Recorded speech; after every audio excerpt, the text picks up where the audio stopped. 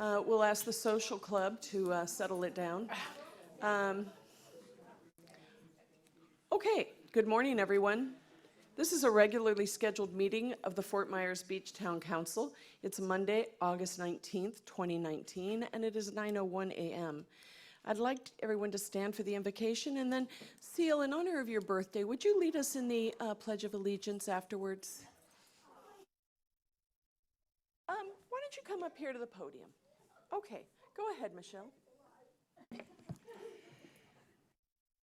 We gather to make decisions for our community.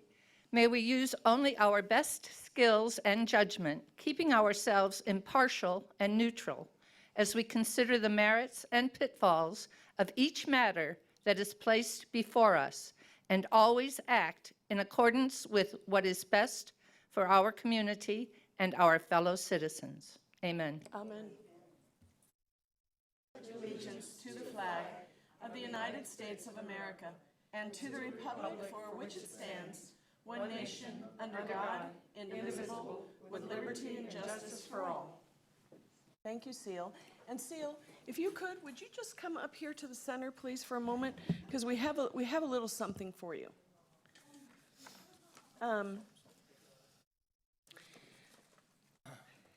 Seal, I hope you know how much all of your effort on behalf of the town has been appreciated for 24 years. I think that, as a matter of fact, I know that there's not a single person in the town of Fort Myers Beach who has participated in more meetings, in more planning charrettes, in more strategic sessions, participated with each and every mayor and town council. And for that reason, and in celebration of your 90th birthday, we have a few things for you. And first of all is going to be Mr. Ray Murphy reading a proclamation. Oh, for heaven's sake. Oh, my goodness. Relax, just relax. This is going to take a couple of minutes. Town of Fort Myers Beach proclamation in recognition of Seal Spuler.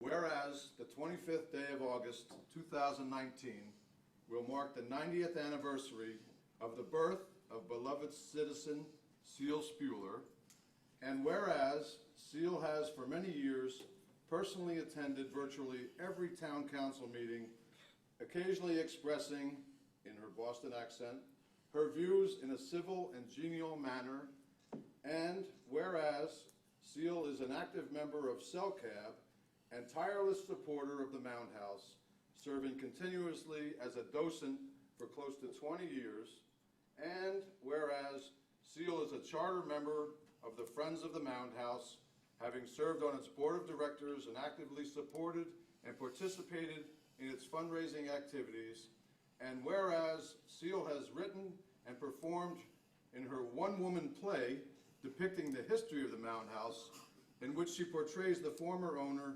Florence Long, and whereas Seal was also an active participant in the CERT program and has volunteered for many other community activities, including the film festivals, the sand sculpting events, and the library, and whereas, above all, Seal is the epitome of a lady, ever gracious, soft-spoken, charming, elegantly dressed, and never acrimonious or ill-natured.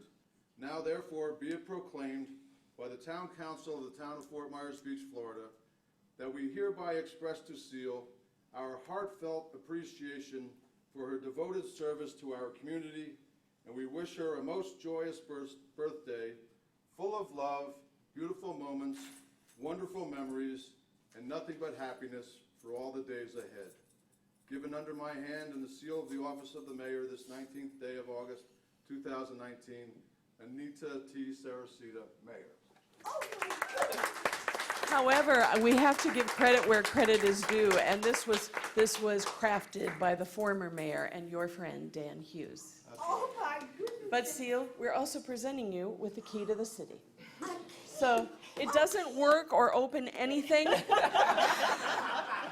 And that's a sunglass case we put it in, but we thought it was the thought that counts.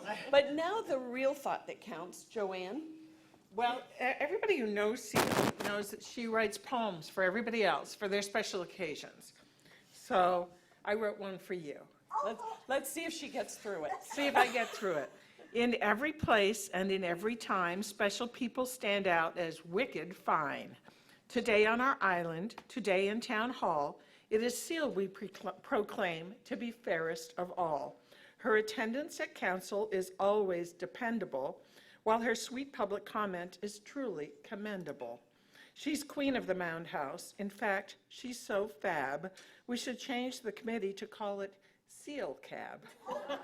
With gold rings that sparkle and an elegant look, she even looks gorgeous just reading her books. Yearly trips to the Cape bring her kids from afar and help Seal stay practiced in dropping her R. Grace and beauty shine her exterior, while wisdom and kindness flow out from interior. It's a pleasure to know her and an honor to share her remarkable life and her spirit so rare. We celebrate 90 with best wishes to Seal. From a grateful community, we love you for real. Isn't that great? Well done. I just didn't know 90 could be so much fun. Now you do, and you can repeat it 10 more times, maybe. Thank you. Oh, my goodness sakes. What, 2 days this has been. Thank you. Well, and I enjoy. love the poem. Thank you, all of you. Thank you, Seal. Have your return. Thank you for everything. Oh, yeah, that's so great. Okay. A nice way to start the morning. May I have an approval of the final agenda, please? So moved. Second. Would everyone please cast their vote? And the motion carries, motion will, I Touch it with your think finger. it will carry unanimously. You can touch it with your finger. I got it. Okay. I got it. Okay, the motion carries unanimously. We'll move on now to public comment. And our first speaker is going to be Michelle. Will they come up on our screen? We have a request from Michael Bukowski. Michael? Good morning.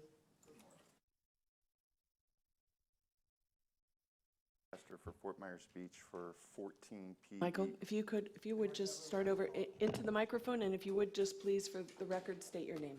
My name's Michael Bukowski. I'm here Thank you. representing an investment group for 14 PEPITA Street here in Fort Myers Beach. We've had some ongoing code enforcement liens there, and I'm asking for the council members to try to waive those. We have hired a general contractor to demolish the building. I've brought a copy of the deposit check. We've submitted for the permit.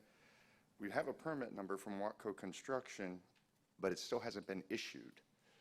So I'm asking if you can waive the past due fees. The current owner has had medical issues for the past year, so that's why it's kind of dragged out. And I'm asking, there's substantial fees, plus it's still accruing at $150 a day. I'm sorry, what was your last name again? Bukowski, Bukowski. Mr. Bukowski, after the meeting, could you meet with our town manager, have a conversation with him, and then he'll set this in the procedure that it needs to occur for us to discuss it, Correct. okay? Thank you. And he's right there. Thank you very much. Who's next, Michelle? I have a request from Seal Spuler, but I'm not sure what item she wants to speak on. Seal, are you speaking on the public hearing for the Mound House? Okay, we'll let you go in on that. And I believe Mr. Ed Scott is speaking on one of the public hearings. Mr. Scott, are you speaking for a public hearing? And Brittany Sparkle's also one of the public hearings. Okay. And I don't have anyone else who's requested to speak. Is there anyone else who has general public comment that isn't related to a public hearing? Okay, so we'll just wait until the public hearings for that. And just the reason being that then you're part of the actual record of the hearing, so it's best to do it that way, okay? No one else? Public comment is closed, and we'll move on to local achievements and recognitions, which I guess we could have left this here for Seal, but it was kind of nice to start the whole thing up. So anybody have any local achievements and recognitions? Bruce, anything? Ray? Roxanne? Oh, we cannot go without mentioning that we had the first recorded green turtle hatch on Fort Myers Beach. Indeed. It's wonderful. Joanne? No, I think Seal's birthday's the big event. I think we like that one. Okay, I don't have anything for today. The next item is an approval of the minutes. If I could have a motion to approve. Advisory committees? Okay, well, I'll just do this out of order. Approval of the minutes for the town council regular meeting of August 5th, 2019. Motion. Okay, we get a Second. vote button. Okay, and that passes unanimously. And thank you all for using your buttons. Boy, I just don't like this part of this. Okay, next we'll go to advisory committee reports, and I know we have Bill Veach for both community resources. Or And we Dan, are have you- Dan Allers from Bay Oaks, Okay, and then Bill Veach for both Crab and Murph. well, Dan, come on up. It's nice to see you this morning. Morning, Council. Good morning. Dan Allers, for the record, BORCAB. I'm here on behalf of BORCAB. I'm just here to give you an update as to where we're kind of at. So Bay Oaks, as you know, was built in 1984, once county-owned, and given to the town of Fort Myers Beach in October of 2009. The first ball field was built there in 1957. Recent surveys from the residents and visitors demonstrated the perception of Bay Oaks to be positive. However, BORCAB, in researching surrounding recreational facilities in Lee County, found that due to changing demographics, our town's Bay Oaks campus is inadequate or obsolete. On August 7, 2019, BORCAB took a giant step in voting to approve strategic plan for Bay Oaks Recreational Campus. It is this working document that will direct our goals and objectives to the town's short and long-term range for the future. The strategic plan revealed some interesting information about how the facility no longer meets the needs for our community. For example, the property is underutilized with poor visibility from Estero Boulevard. It lacks adequate parking spaces. It lacks the space for outdoor events and programs. It lacks of playground equipment and activities for children and their families. It has no stage or amphitheater facility for community concerts or performances, and there are no fitness trails. The main building, poorly located, and as I said before, not easily accessible. It's 35 years old. The building has reached its lifespan and is in poor condition. In need of costly repair and maintenance. The restrooms are in poor condition. The building is not designed to provide a variety of fitness and recreational activities for all ages and groups. Insufficient interior space for popular fitness classes and social senior classes, youth and community events. We also recommend that you withhold budgeting any money for the lights and the bathrooms until you can see what we have proposed to you. We look forward to the scheduled workshop with you in October to discuss the strategic plan and future of the Bay Oaks Recreational Campus. If you have any questions, I'm here to help. Questions for Dan, Bruce? No. Joanne? No, thank you very much. Roxanne? No. Ray? No, but I look forward to the workshop. Well, Dan, I'm really glad to hear what you had to say this morning, because I was going to talk to Roger after the meeting and ask him what he thought about just what you recommended about not spending money in this budget. For example, the roof, I think, is in it about a $300,000 line item in our budget right now. So did you all contemplate the roof when you were talking about the restrooms and other improvements to the building? We did not talk about the roof, but we looked at the lights and the bathrooms alone were a very large line item. And if we're going to move forward with doing something with the area, it doesn't make sense to put that money in now. I agree. Okay, I don't have anything else. Thank you very much. That was a great report. Appreciate Thank you. it. Dan, in the meantime, could I just ask you one other question? Yeah. Anything you'd like the council to do in preparation for our joint meeting? Or to contemplate? I would say contemplate, if you go back through the minutes of what we had on our first workshop, if you could maybe review that. Nothing really has changed since then. As far as anything additional to that, I think we pretty much covered it. We took the advice of Councilmember Hossafras and have started putting together what you had asked for as far as reasons as to why we think, and this is just touched on it a little bit. So we could maybe get you some more information on, more detailed information of what we have discussed and what we found from surveys and people coming in and making comments. Just to touch on that, I had spoken with Allison about that information, just to get us some real demographics about who is actually using the facilities. Are they on-island residents, off-island residents? How many people? Not just Bay Oaks, the gymnasium, but the pool, T-ball, all of the functions of that property. So we can have a real idea of how many people we're talking about, where they live, and what their main interest in the parcel as exists right now. So, As you know from our last workshop, our biggest thing was lack of,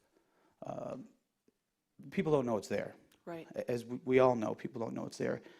So just to give you a suggestion, one of the things we had talked about was ways that we can get, until we decide what's going to happen with that area, and if we can get creative ways of getting people to know that it's there, people that come to visit. One of them was the big Airbnb.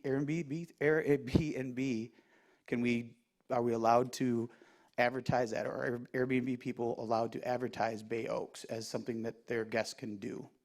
You know, it's a free way of, I don't know if it's something you guys can look at. I don't know if it's possible to do I don't know why not, that. if they advertise, go to Lover's Key or Sure. go to Times Square or whatever, it's just another facility. Because it's amazing to me how many people do not know that that facility is there. And there's several ways of making it known without it costing anybody money. Okay, So if you have time to take a look and come up with some ideas on that, we'd love to hear them. yeah, I look forward to that work session.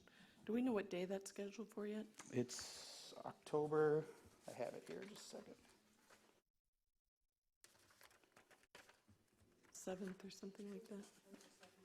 Yeah, I have it written down, I just gotta find it. That's okay, we'll get it. Yeah, it's October 17th. October 17th. All right, thank you very Yeah, much. thank you. Appreciate the work you guys are doing. Bill Veach, give us an update on community resources and marine resources. A lot of resources going on here. Yeah, exactly.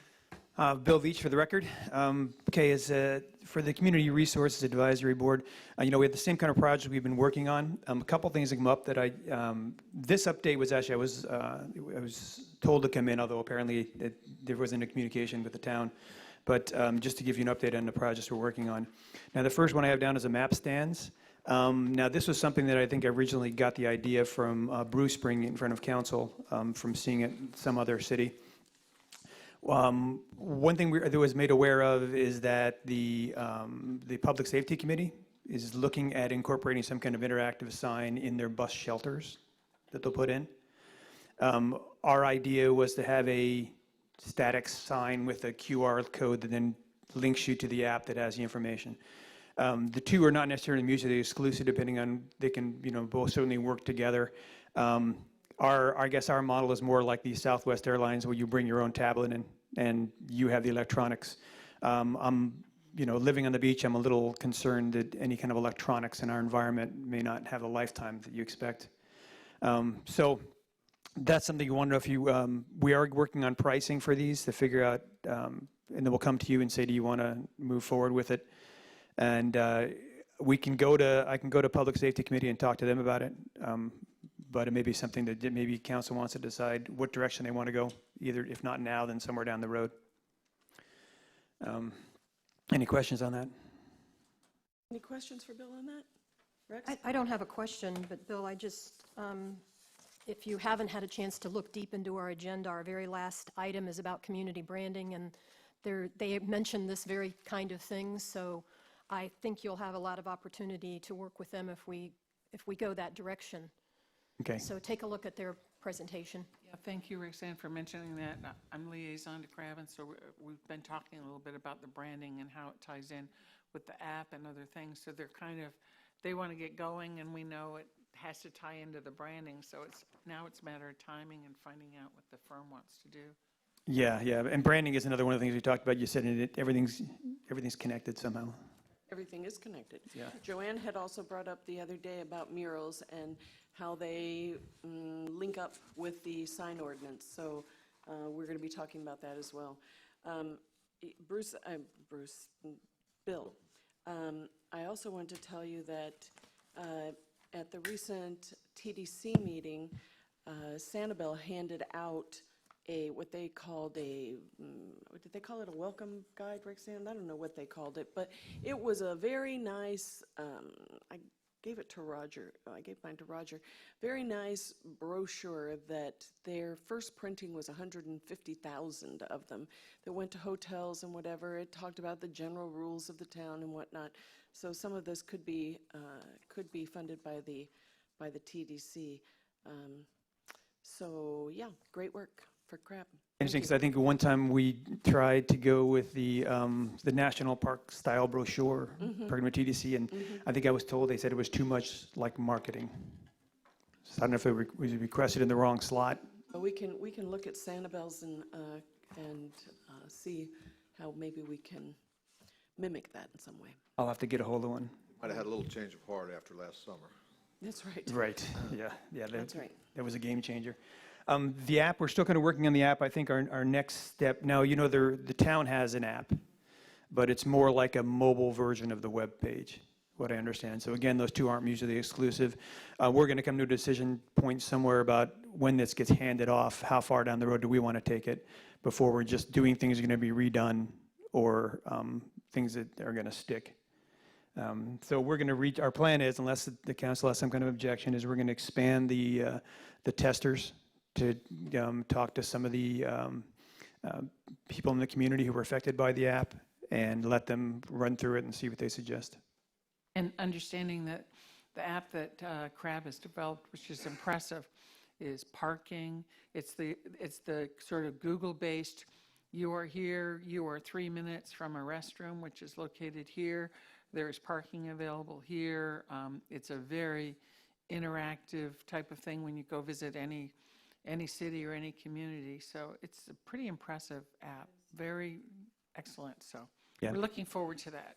You know what I'd really like to see is those two apps linked together, because I think people are going to not know what the heck, I mean, the town app is very gray, and the CRAB app is colorful and interactive, as Joanne said.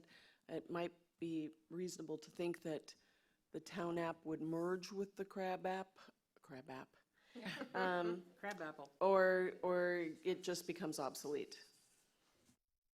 Yeah, Whatever. there's a lot of Something to overlap. think of. Or, a There lot of is. times you put links, but someone with an app, it's easy to link to a website, but Yep. with an app, someone has to actually install both apps to have that functionality. Questions? That would make me happy. That's right. Anything else, Bill? Yes. Oh, yeah, all kinds of Good. stuff. I don't want to take too much of your time, No, but. no, all the time you need. Okay, so the murals. Now, this is something I think we really want to hit the ground running now. We had our break over the summer because I think the pieces are in place to really get it rolling. And if you've read this, I won't go through it again, but our targets are private property owners and then separately town properties. I've been wanting to go to a BORCAB meeting. We had a joint meeting scheduled, but it's been postponed, to talk to them about this, because a lot of it comes down to timing, because we feel that some of the buildings at Bay Oaks would be good targets for some colorful murals, depending on the lifetime of the buildings and what their schedule is, and it would also make the campus more inviting and more visible. Imagine things like, murals on the concession stands about baseball history or greats, or pool toys coming to life around the pool buildings, or something fun that pops, that's not controversial, that's not advertising, that just makes it look more like the fun place that it really is. But that all worked in the timing. If the horizon is probably 10 years or more out for these buildings, then I think it works well with putting some kind of mural on it, because paint doesn't last forever, not in this environment. You're talking about the Bay Oaks buildings? Yes, like specifically the pool, the concession buildings. The main building's kind of back in there and doesn't have a whole lot of wall space, but certainly the ones up front are more visible, smaller, probably easier to do. I don't think the expense would be that great. There is and it was found by one of our members, there's a Fort Myers Mural Society, and they have a webpage. And a lot of the paintings you see around town, or you've seen in Fort Myers, they're on that page. So it's a good source to find painters or to get find what painters are interested in doing a project. So those pieces are pretty easy to get. You need the building, you need the money, you need the painter. And I don't think the money would be that big of a deal if the time horizon from Bay Oaks for those buildings works okay. And then we want to go down and talk to some specific private property owners and see if we can't get them to paint their buildings. And I've got a couple targets in mind, but it's a matter of sometimes you have the business owner and you have the landlord, and then there has to be a willingness. It costs money. I think that some of the properties, if they're like a restaurant or something, then it's good publicity, the process of painting, and we can even walk them through doing like a fundraiser on their property to raise money for the painting. So with your permission, we want to just start rolling ahead, particularly with the private part of it, because they're not really asking for any money. I think the only thing is we need a legal review of our sign ordinance and see if it needs any tweaking. And I'm not sure, of course, we have a guest attorney with us today, so I'm not sure how quickly John would say that would be ready. Did he give you any backup on that? No, he didn't. Yeah, it was a different topic off track, so we'll find out from Mr. Herron how quickly we can have that on our agenda, and then we would be able to give you the go-ahead. Would you agree, Council? Sure. And would it be safe if there was no text in the mural, that it wouldn't be considered a sign, or if Baba's Burger has a giant burger, is that considered a sign? Or the sandal store has a big, is covered with flip-flops. I don't know. Yeah. That's a good Yeah, we question. really have to have that conversation first. And then again, it's also the whole branding notion of, are we murals? I don't know. I mean, there's a couple that have gone up recently, like that big turtle that is fantastic. Yeah. And that artist is M. McAllister, I believe. And if that's a woman or a man, I don't know, but the work is very good. Yeah, it's already something that's here. I mean, we're Yeah, certainly not that's true. inventing it, and I think since I've been here, there's always been murals. Different people have different ideas of what's tasteful and what's appropriate, but most of them seem to be nature-based. I know the one at Salty Crab, they redid that one, but it kind of looks like their back deck. Well, let's wait and see what John Herron comes back to us with, and hopefully that'll be pretty quick. Okay, that'd be great. Okay, we also discussed branding, and now branding, like I said, a lot of stuff hinges on branding. And we're kind of inflicted with having too many interesting things in this town. So, we have, everybody gets associated with the beach, but a lot of people say, no, it's more, we have the Back Bay, we have the Staro Preserve, we have nature, we have, the Times Square, we have a lot of different elements. And I read the newspaper story about when you guys talked about this, and we kind of came to the same conclusions. The town name is a tricky one, because I was just in Africa, and someone said, where are you from? I said, Fort Myers Beach, and they said, oh, I've been to North Fort Myers. And I said, well, I have too, but I'm from Fort Myers Beach. So it's a bit of a sticky thing, and aside from making our town motto, we're not Fort Myers, we're Fort Myers Beach.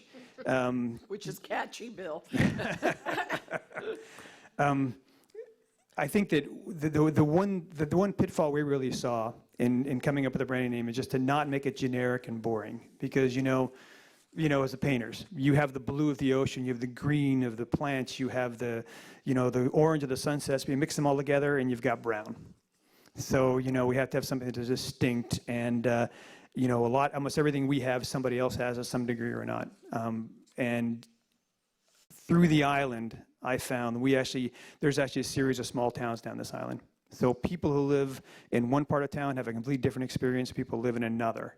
And in one place it's about beach cottages, the other place it's about the pier and Times Square, and so it really depends on where you are. So we just encourage you to, especially when you're dealing with a committee and a company, to make it specific and keep it funky and interesting, because that's what our town is. Unique is the word we used. Yes. Okay, good. Okay, I haven't really done anything with the brochures, but now with the thing from Sanibel, I'll talk to them.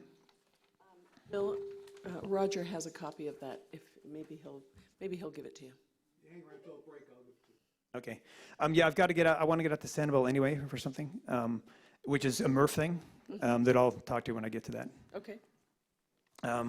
Okay, and the historical statues, I'm kind of stalled on that. I did meet with Barbara Hill and talk about, the process of what happens, how do you find artists and all this, but I'm really kind of stuck between just on price and what it's going to be, and I'm a bit stalled. Maybe I need to meet with Barbara again, have another talk.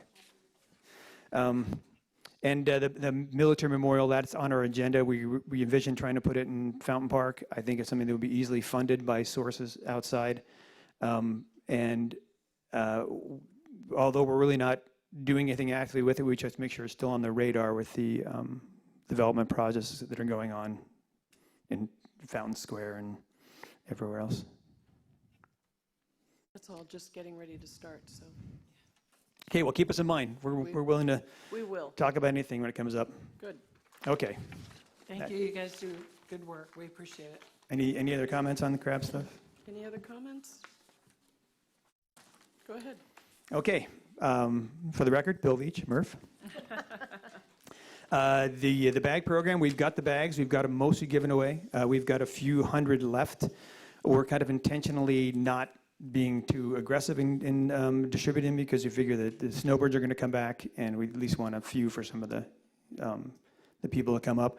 We are working on the next phase where we're going to go out and we've boxed it up. We can get 16 logos on it. We're going to go look for sponsors for phase 2. That's coming up here soon. How much are the sponsorships going to be?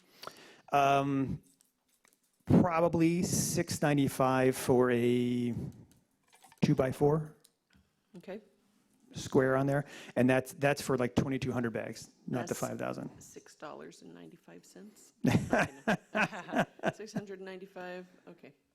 And we may tweak a little bit of that and maybe divide it up if we think, but I think it'll be pretty easy to get. We have 16 sponsorships. I think we should be able to do that, and we'll put it out there if someone wants to buy multiple boxes and make them bigger, they can. Or if someone has like say 3 businesses and they want 3 logos, Yeah. Right. we can do that. Imagine. Yeah, so we'll be going around with that. If you know anybody who's interested, point them our way.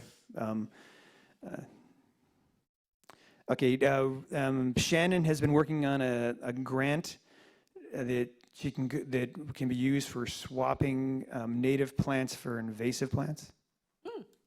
For And individual property owners? yeah, sorry. Swapping Uh, invasive. Yeah, so you take out an invasive, put in a native, and there's a grant for that she's been trying to develop. I know that talking with Rexanne that she's trying to fire up native tree planting, and we were all about that. So if anything we can do to help with that, let us know. The glyphosate is with the attorneys. It sounds like it's a bit of an uphill battle with the preemptive word in it, but Allison. She was here. Allison did forward me an email from someone in Cape Coral who is interested in the costs and the procedure that our town does to not use glyphosate on town properties. So I want to meet with the Public Works people, find out the details of their expenses. I think it's actually a lot cheaper to use what we do, although you have to apply it more often. But going to a town the size of Cape Coral that has such a huge watershed that comes our way, that would be a good win if we can get them to the town to do like Miami did and not do that. So we'll be pursuing that. And if I assume the town's okay, I'll be representing Murph and the town, but just giving them advice. Well, you may want to wait, I'm sorry, go ahead. I was just going to volunteer to go with you to Cape Coral if you wanted to take a council person with you, Bill. Let me Okay. know. Okay. Do you want to wait and speak to Mr. Heron, unless you have just recently? But I just heard from him this week about the direction that our ordinance will probably be taking from his research. So before you meet with somebody else, you might want to speak with him. Okay, yeah, we're not going to advise them on any legal matters. We're going to talk about the practical aspects of using non-glyphosate. So I don't know if it really crosses that line. And it's just a them an internal order. So just like our town did, to its credit, Public Works did this some time ago on their own fruition. Yeah, if there's no objection, then we'll just march through. I promise I won't do anything illegal, I hope. Now, something that came to us was the iguana infestation that we seem to have here. I think it was a town manager item a few meetings ago. Now, we talked about this, and we're going to go to Sanibel, and this is us time going to Sanibel. I believe they have some kind of program out there to eradicate or limit some of these invasive species. I think it should be not just iguanas, but all the invasive lizards, because, first we had these little invasive anoles, and then we got a curly-tailed lizard, and now we have these agama lizards that are all around like the Mound House area. They are fast.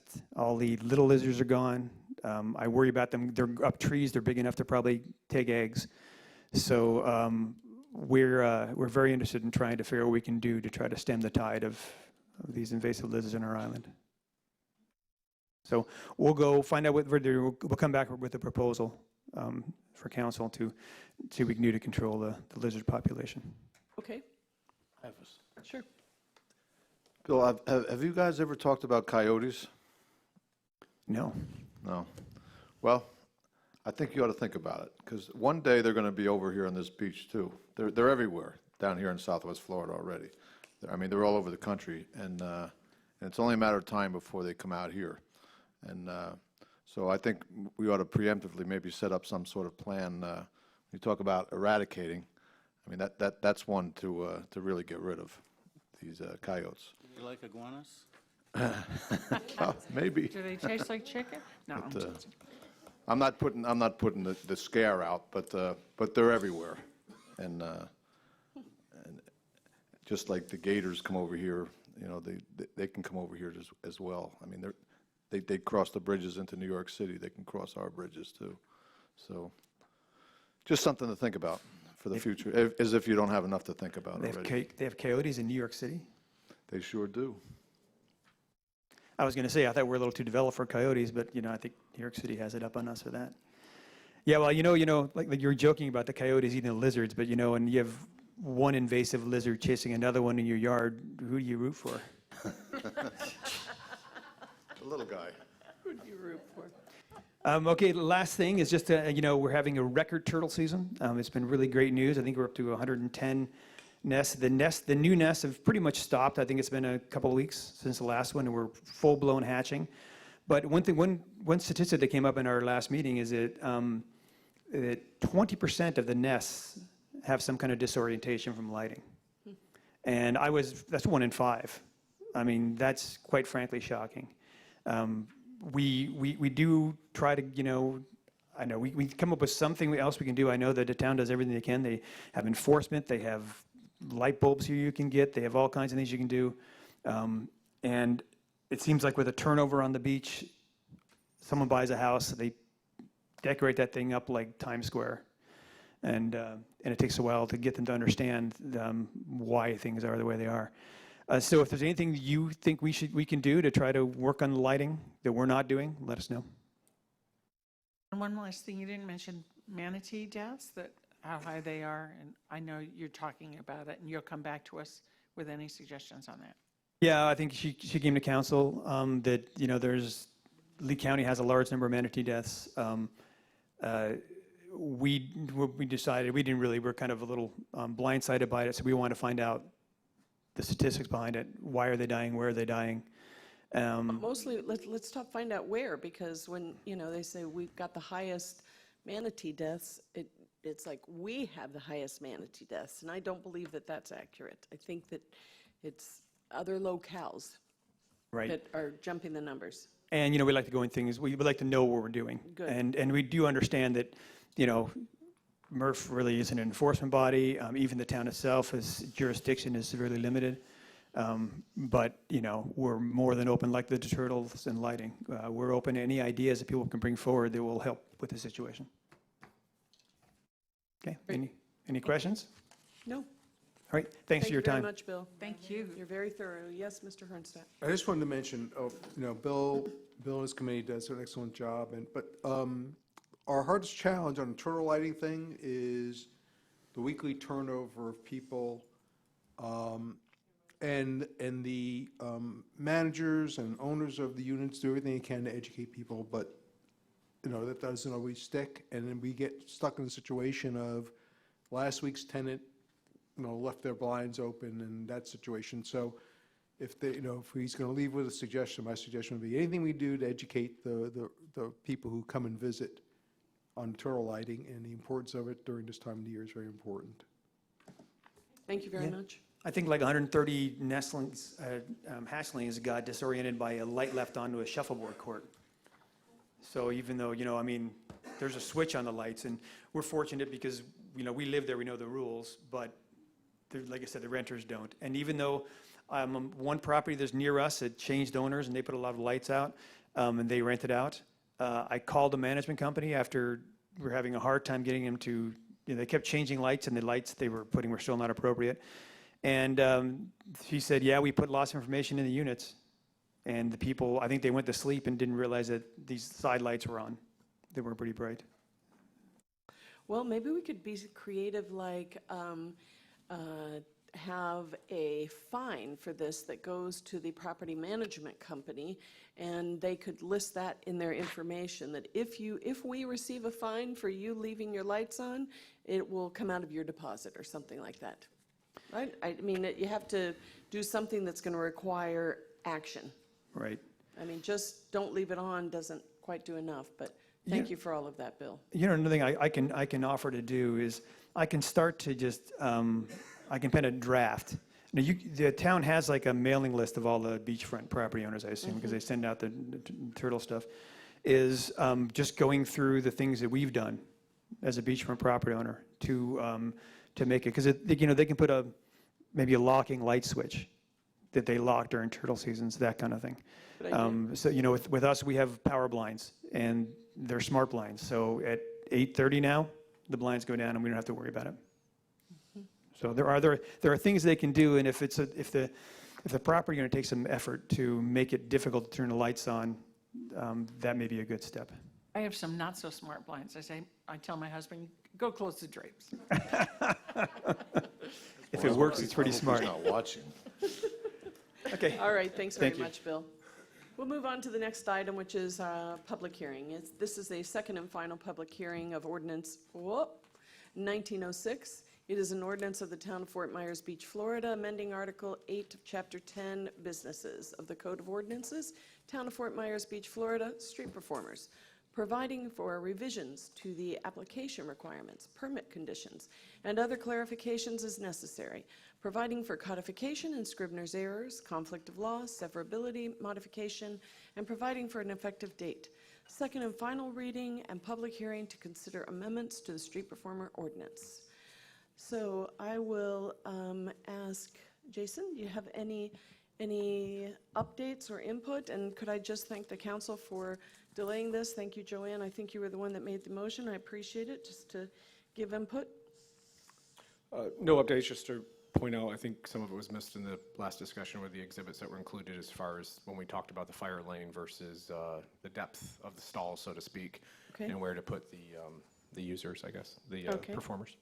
Just to refresh everyone's memory, Madam Mayor and members of council, we have two outstanding decision points for the council to consider today, along with the ordinance in and of itself. The first one is the point that Jason was just making with regard to, do we maintain a hard fire lane, or do we allow some encroachment of the street performers into the fire lane with the anticipation that if emergency vehicles were trying to come down to deal with someone, they would get out of the way quickly. So that's question A. And then question B dealt with the two people who we're aware of who are selling merchandise, and to find a method to allow them to continue, if that's the council's desire, but do it as a annual exception versus perhaps a grandfathering. Can I ask a question about that annual exception? What would the criteria be for that? They just come here and ask you to be allowed to continue, and assuming that there have been no issues or in the prior year, I would assume the council would grant that annually. And issues like what? Like code enforcement or? Things like, well, we would give you a report on whether or not there are any code enforcement issues or other regulatory issues that we've had in the past year, and you could consider those and in terms of whether you want to extend their ability to sell merchandise or condition it. Okay. Okay. That same, may I? That same idea then, I notice on page 22, D, 1, 2, 3, 4, there is the discussion of felony convictions, sexual related offense, alcohol, drug convictions, and 5 misdemeanors. That's for the initial permit. Are we doing those checks every year? Yes. Okay, that's what I was just wondering. Okay, nothing else. Jason, I'll open the public comment, then we'll come back to the council for, anybody else have a question for Jason, by the way? No, okay. So I'll open the public comment, and I think we had 2 or 3 people who wanted to speak. Mike, would you like to start? And then Brittany, you'll be next. And is there anybody else who's going to speak on street performers? I will. Okay, you'll be third. Super. Brittany, you can come on up and be ready to go there. Go ahead, Mike. Hi, Mike Quinn, street performer here. Thank you. Just wanted to let you guys know that we would, of course, get out of the fire lane if something were happening coming down the way. That wouldn't even be an issue. Pertaining to selling merchandise, we like to call it our art as opposed to merchandise. I think a lot of the shops and stuff that sell socks or T-shirts, that's kind of merchandise as opposed to one-of-a-kind handmade pieces of art like we do. There's currently 3 of us that do the art, that have had our permits for the last 5 years, that would be looking for the quote-unquote grandfathering, the annual, allowance for that. And we've all had our permits for at least 5 years, on that. I've had my permit nonstop for 10 years in being the pirate as well.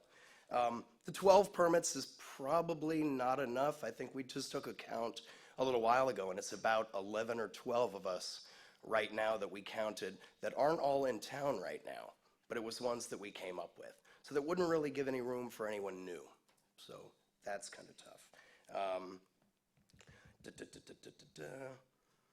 But I certainly do appreciate the grandfathering in with that, and I wish that you guys would all go along with that. The fire lane, we can get out of the way. Was there any other issues? Did you guys have any questions for me or anything? Mike, unfortunately, we don't do back and forth during the public hearings, so if that's all you have to say, we'll go on to the next person, and thank you. And we can always keep our eye out for coyotes while we're out there. There you go. Thank you very much, Mike. You're welcome. Never hear the end of that. Brittany, if you would state your name for the record, please. Sure. Brittany Sparkles, legal name Brittany Steffens, just in case you didn't know.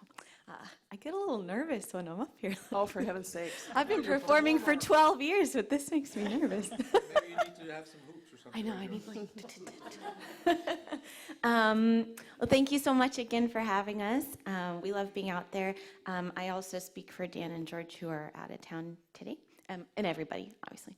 But anyway, the biggest concern I had was the limited number of permits, mostly because a lot of us do live here. We're local. I know for Dan and George and I and a bunch of us, this is our full-time job. This is literally how I pay my bills, which is weird, but true.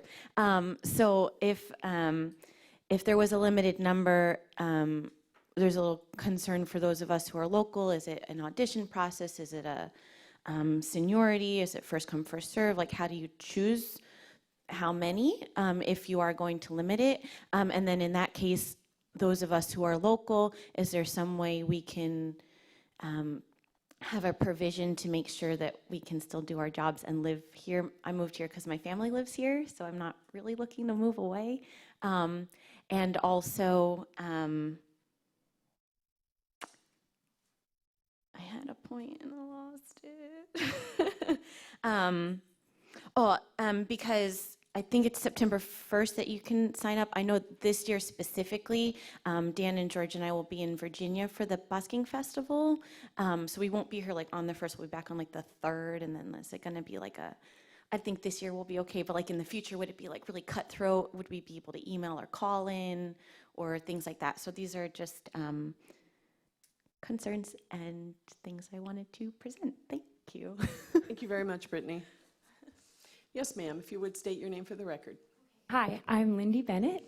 I'm sorry I didn't sign in. That's I okay, was dropping Wendy. off my daughter. So I'm just here on behalf of all of us street performers. I didn't really know what I was going to say, but I do feel like there is a really special place in all of our hearts for Down in Times Square, and also engaging with people, especially kids. And that's the one thing I do want to say for the vendors. You know, I remember having my children before I was even a street performer, and JR and Mike would engage my daughters all the time. And I think that's the most important thing when we are considering grandfathering in or just allowing, again, the live art. That's an experience. And I personally am a musician, but I just wanted to say that on their behalf because I think there is a place for it, and I know parents appreciate it.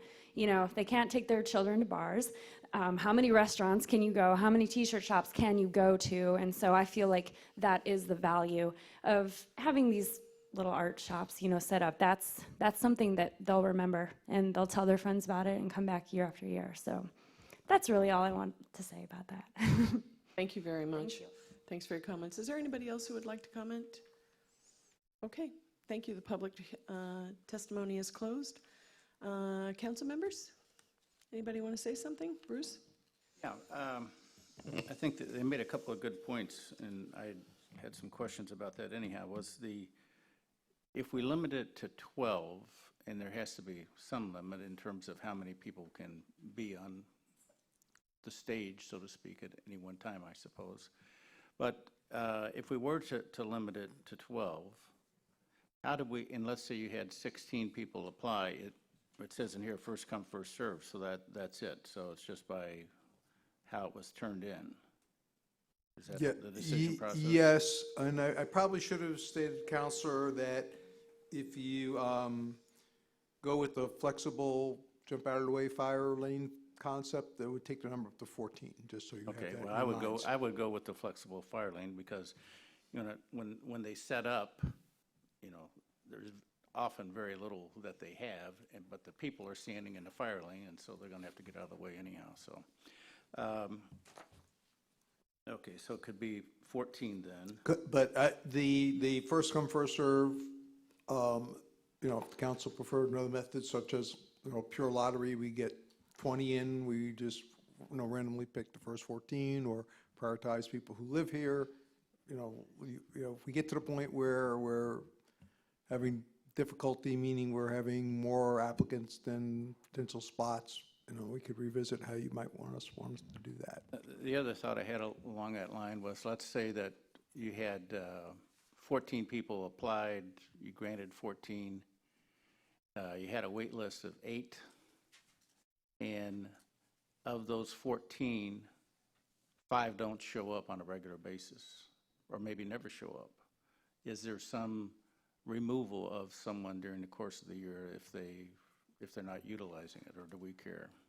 Well, at 14, if the council goes with 14, I think we're okay currently with supply and demand. How that might change in the future, you know, I'm hesitant to project, but that being said, if it does become a problem, we'll bring it to council and get your wise advice and decision-making on how to address it.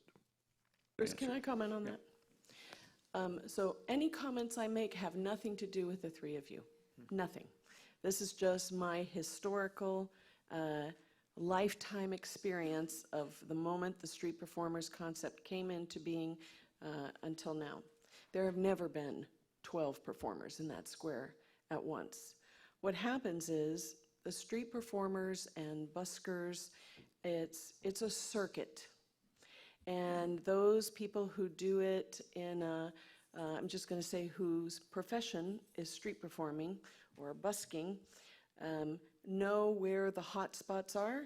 At like Key West, Fort Myers Beach at one time had some different kinds of street performers, and they will find out when those permits are available. If what in the past we've talked about is that, let's say that we have 12 permits available. What I think you don't want is for 12 people to apply, and those 12 people are only ever randomly here. By the same token, and that could happen because they'll apply and say, okay, I'm going to be in Key West for February, Fort Myers Beach for March, and then that ties up that permit. However, you also don't want to just give out 12 permits to people just because they're here, because the performers that I'm going to say work the circuit are your best performers. I mean, they are the ones that are going to be at Mallory Square, that are going to go to the festival that Brittany referenced, and we want to attract those performers because they're really good performers. And by the way, Brittany, I've gotten a lot of compliments about your performance. So I think that it isn't necessarily that you won't ever be able to say, here, we're going to offer 12 permits, and we're going to have 12 permits or 12 performers that perform regularly. It won't happen. It just won't happen. Or at least it hasn't happened in the preceding 20 years. Hasn't happened. I would say at the most, at any one time being in the square, there might have been 6. And what happened, the problem with that many being there is that they were all juggling for what I'm going to call the main stage for the street performer, which is right in front of the clock. Now, there have been other performers like the statues that will take this, I'm going to call it place number 14. They will perform there. Mike tends to place his table up by the placa, and then, you know, others, they find a spot that works for them. But it's rare that you will see any group of, if you leave the number of 12, I guarantee you'll never see 12 street performers in the square. And if you did, it'd be chaos. It'd be chaos. So I don't understand. Are you saying leave I it at think 12? I think it's too many. You think 12 is too many? I think 12, if you want to issue 12 permits, I think there ought to be an additional clause that says at any given point, only X amount can be performing. Because if you had 12 legitimate, and again, this has nothing to do with you guys. Let's say you had an acrobat, a juggler, a musician, a one-man band, a painter, and imagine that you have all of them in these little slots performing at the same time. It would just, they wouldn't do it, first of all, because one performer goes and they rotate. I'm going to do my show right now. I've got the crowd. Then the next person does the show. The crowd moves to that person. They wouldn't all perform at the same time. How do you regulate that? What are you I don't saying? think- What are you saying we should be doing here? I think you should get rid of this map, and I think you should limit the number of street performer permits to maybe 10. The map itself is creating spaces that I think for all intents and purposes won't necessarily function. And so I agree with Bruce that you have to utilize the whole space, but even in utilizing the whole space, the performers will back up so they can build a crowd. I'm going to call them vendors, will place their goods in the middle of the square so they hit everybody. So I'm going to go back on record saying I'm opposed to the sale of merchandise. I don't care if it's art or anything. And I'm going to tell you, I'm even going to go a step further as to why. This little square of property is the most valuable property in Southwest Florida, per square foot. There's no place you're going to find more expensive per square foot property than right here. And to allow someone to, for $150, what's the permit, $150? It is, for example, in front of Local Color, I've got a lot of space. I can't buy a permit and sell wares in front of Local Color. I have no ability to do that. And though I don't want to use myself as an example, I just think there is another place for these kinds of what I'm going to call artistic endeavors. I think we should have regular arts and crafts shows. I think the square offers a perfect venue for that. But to allow merchandise to be sold when you have other adjacent businesses who are selling merchandise and paying $50 to $60 a square foot per month to do that is just, it should have never happened in the first place, and I feel sorry for people who were, Mike specifically, who was given his permit to do it when the ordinance prohibited it at the outset. So what would you do? Give them one more year so they can make a transition in their lives, not do it at all? Sure. Change it right now? Sure. What are you Sure. proposing?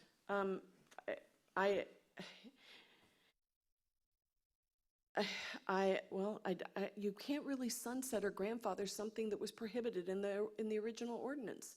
So you all talked about at the last meeting some sort of special exception.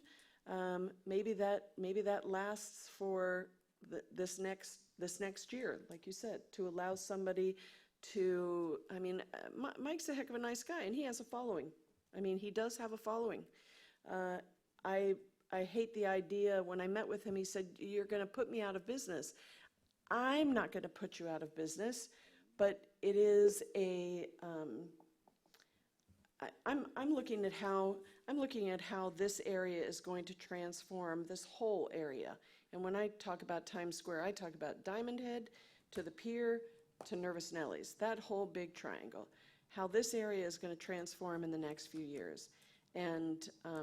So I would at most allow a special exception for next year, and maybe the following if you want to. I don't know, but that would be all I would do.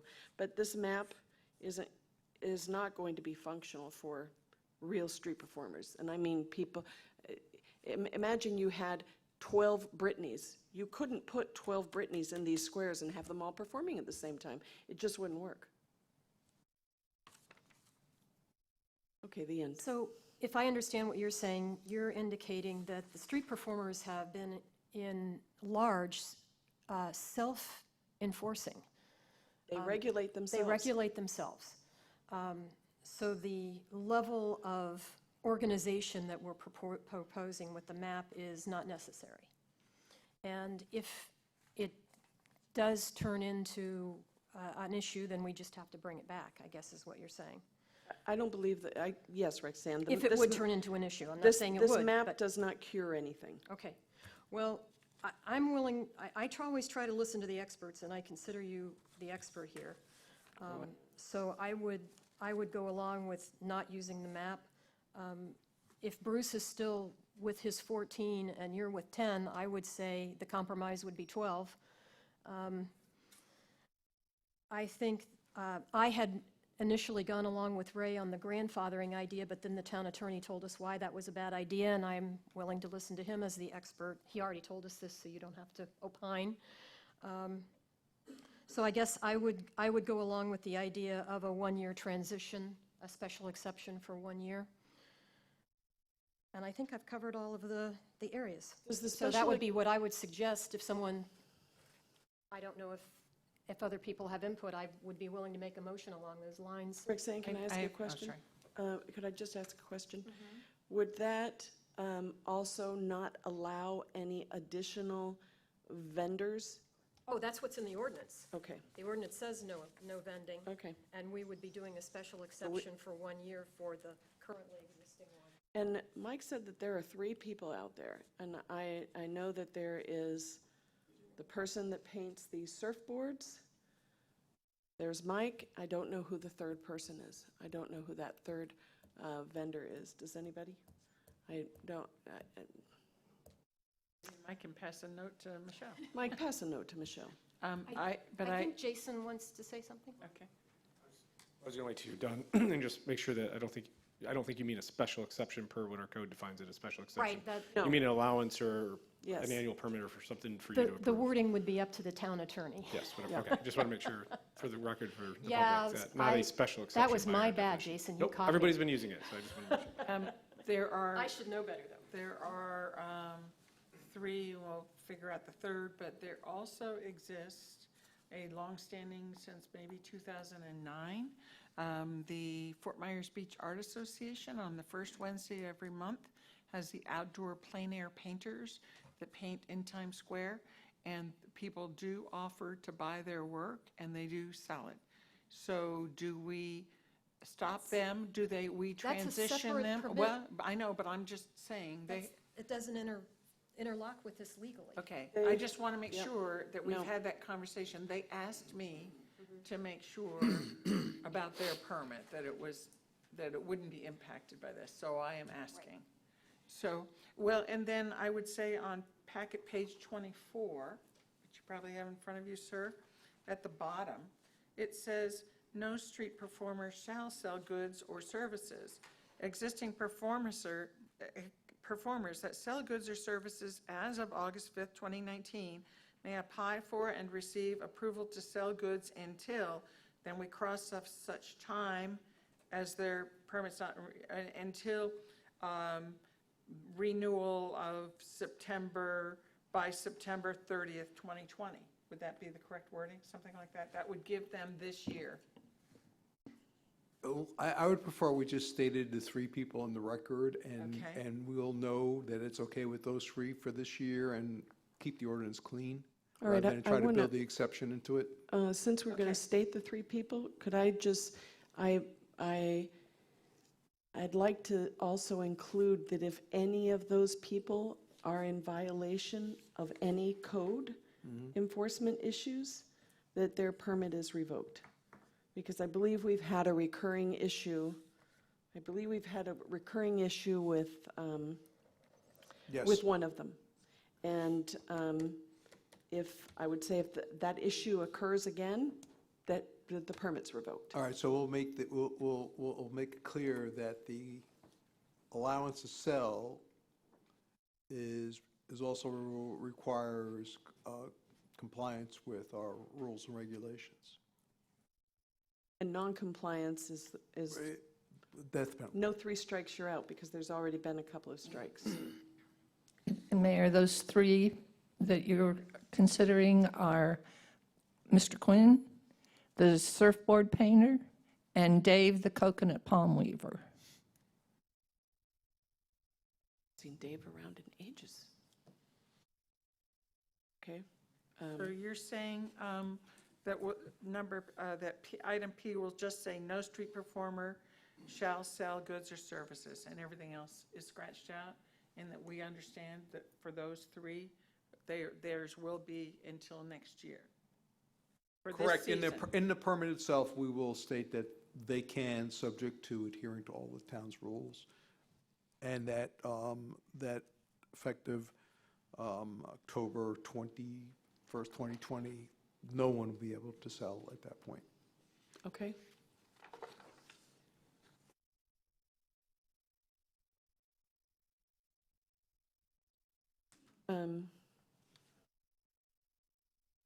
Now we're ready for a motion then? Go I ahead. have one item, Go. please. It occurred to me during the discussion here that there are a couple of people that live here full-time on the beach, and this is their sole source of income. So I'm just wondering if those people could receive some sort of priority in the, whatever the number is, the 10 or 12 or 14, whatever it is, if they could receive some sort of priority in their renewals or what have you, since it is their sole source of income. They live here on the beach, as evidenced by electric bill, lease, or whatever that criteria would be. And if we could make some sort of accommodation for those people. Just a thought.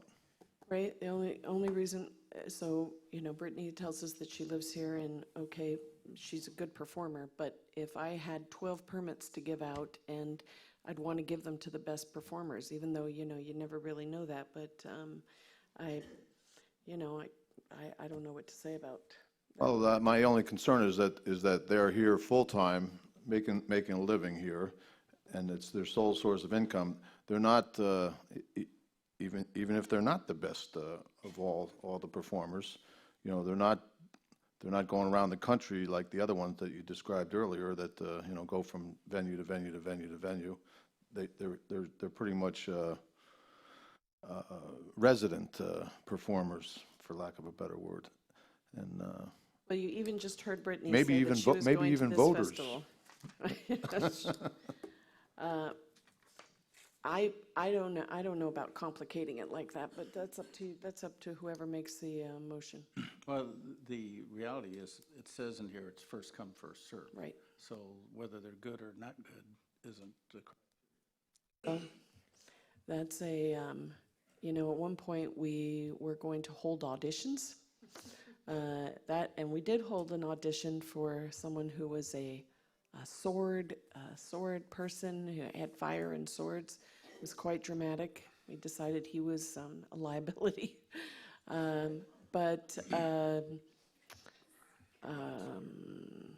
Yeah. well, apparently they've been here for several years plying their trade, and and are making a living at it. So they must be pretty good.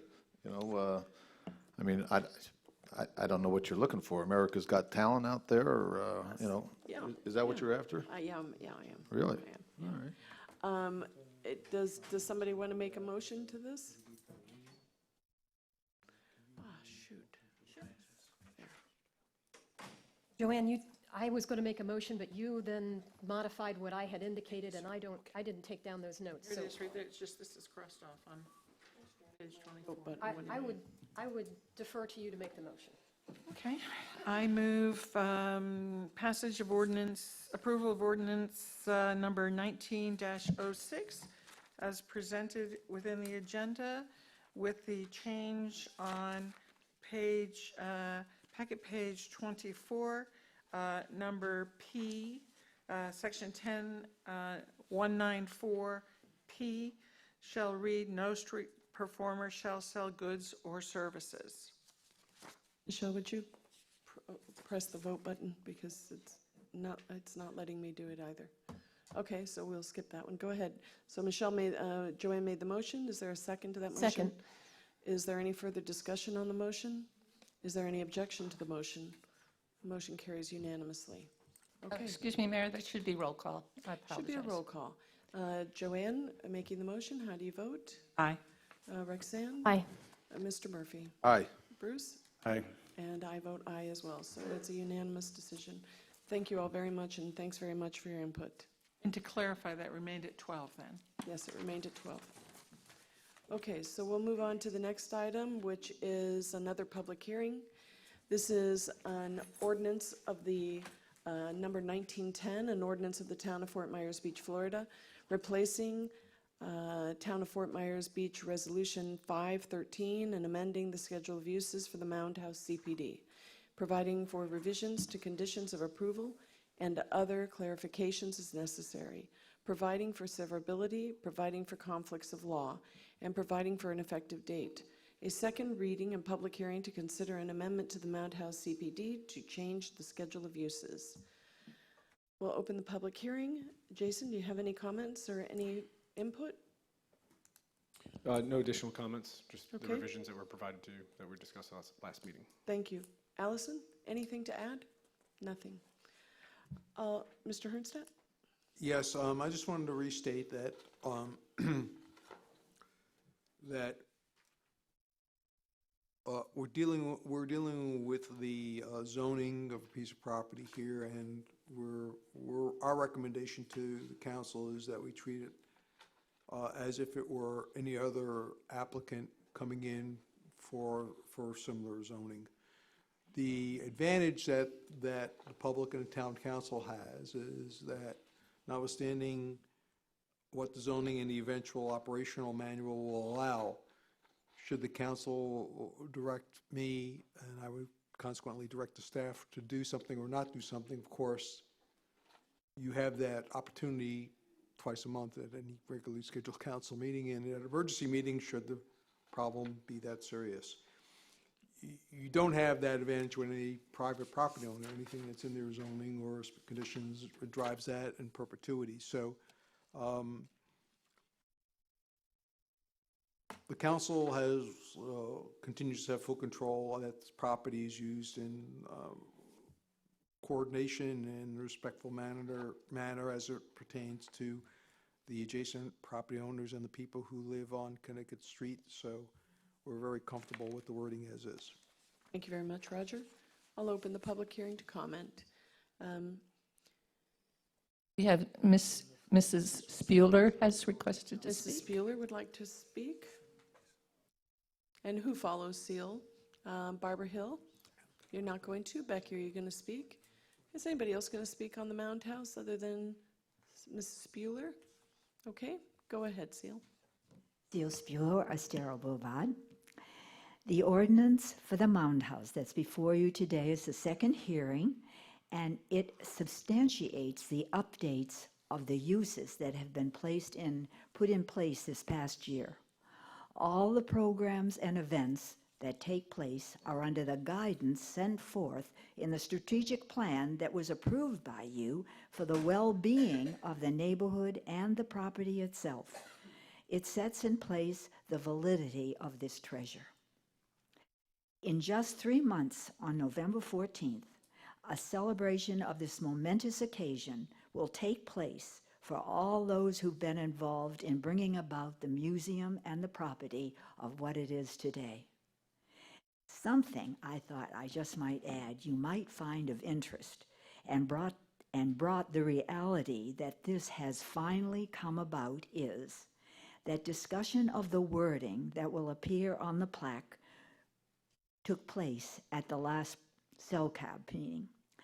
That in itself authenticates all the work of so many, as well as the patience of the councils, the residents, the staff, and the neighborhood in bringing this all about. It's an exciting time. So I respectfully ask of your approval of this ordinance. Thank you. Thank you, Seal. Anybody else?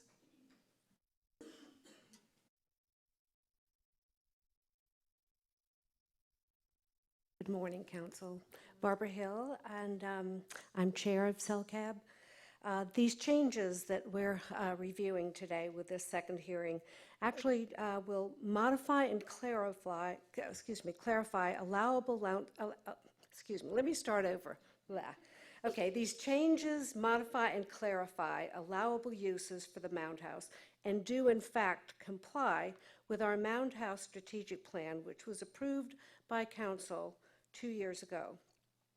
Last year, CELCAB voted unanimously to recommend to Council that Resolution 513 be amended.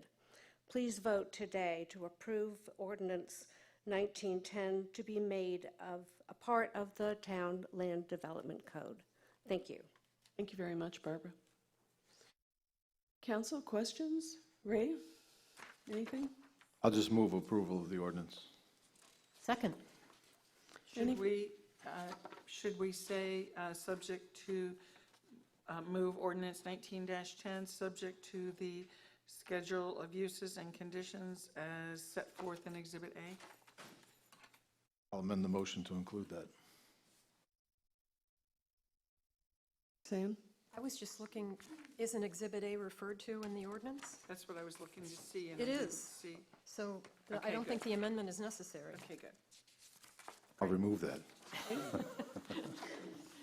Good, because I was going to be really persnickety and make you vote on the amendment and then the original motion, so, all right. Oh, my. Yeah.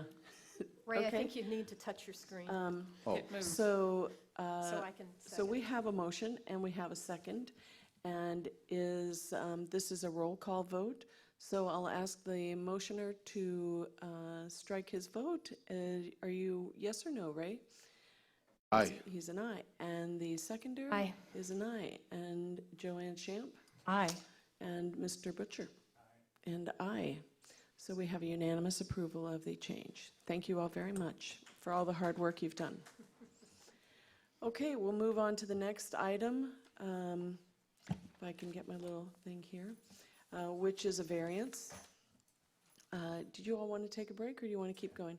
Okay, let's take a 10-minute break. It's 10:19. We'll reconvene 10:20, more or less.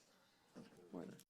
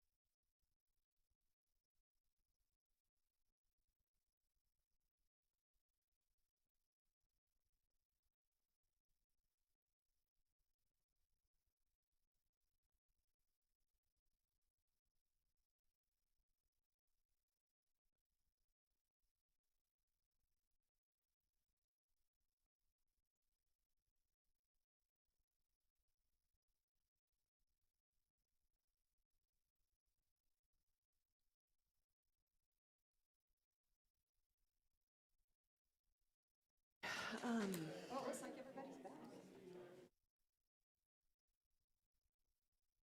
is, here's a hard setback on the rear of the property lines.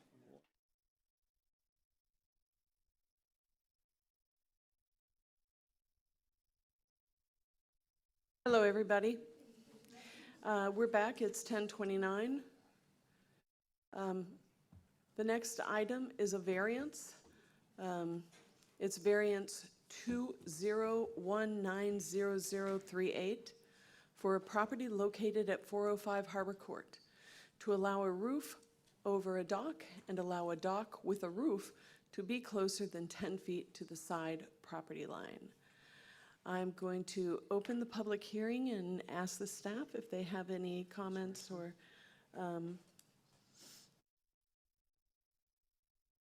Person. okay. Do you swear to tell the whole truth, And anybody who's going to speak in this needs, there you go. Do you swear to tell the truth and the whole truth today here with your testimony? Yes. Thank you all. Sarah, go ahead. Good morning. Sarah Good morning. Probst, Community Development. Kurt Schroeder, owner of 405 Harbor Court, is seeking two variances from Section 2674 for boathouses, one from Section 2674-3D, design criteria, and 2674-2, setbacks. The applicant constructed a roof over his dock and is seeking the variance in order to allow the dock with a roof to stay. The code does not allow a roof over a dock unless the structure is a boathouse. A boathouse is defined as a roofed structure constructed over or adjacent to water to provide a covered mooring or storage place for watercraft. Section 2674-3D, design criteria, does not allow decking under the roof of a boathouse that exceeds 4-foot walkways. The entire area under the roof at 405 Harbor is decked. Section 2674-2, setbacks, requires a boathouse to be set back 10 feet from a property line. The roofed dock is at 405 Harbor is 5 feet from the property line. Prior to construction of the dock, the applicant sought the advice of staff and was told that roofs over docks were not permitted. The applicant has indicated that he believed this to mean he did not need to seek a permit for the roof. The applicant submitted an application for a dock without a roof. The dock was constructed per plans and completed without a roof. After the construction of the approved dock, the applicant constructed a roof over the dock, at which time Code Compliance received a complaint and issued a notice of violation. Staff has received phone calls and 2 emails, and one neighbor spoke at the LPA in support of the dock. The LPA recommended denial of the request, and the applicant is also here to answer any questions. Thank you, Sarah. Before we go on, Bruce, do you have any ex parte for this? Yep, I did a look-see. Okay. Ray? No, I don't. Rexane? I did my site visit via Google Earth. Joanne? Site visit. Okay, I also Google Earthed your property. All right, so any questions for the staff at the moment? Okay, we'll go on to you, Mr. Schroeder. Good morning, Council. I'm Kurt Schroeder. First off, I'd like to apologize for not understanding what the official said. There was some issues here. I don't know. I didn't understand, apparently. I wouldn't have built the structure knowing I'd have to tear it down and throw away all that money and all our trips back and forth from Minnesota. And we'd never broken any laws intentionally. Honestly, I invited you guys out to town for all the projects, the pool, seawall, dock. We thought we were doing everything appropriately. I was asked about hardships over and over. I guess the only hardship we have is there's no shade, zero, in our backyard from 10 a.m. till sunset. Now the neighbor across the canal cut down an 80-foot tree, so we have another hour of sun. We're just looking for a place to hang out in our backyard by the pool, on the water, a retirement home, within a year. My wife's retiring, we're gonna live here. I got engineered drawings drawn up to start a process to try and finish this, and hopefully, I'm respectfully asking for approval of this variance, I guess is where I'm at.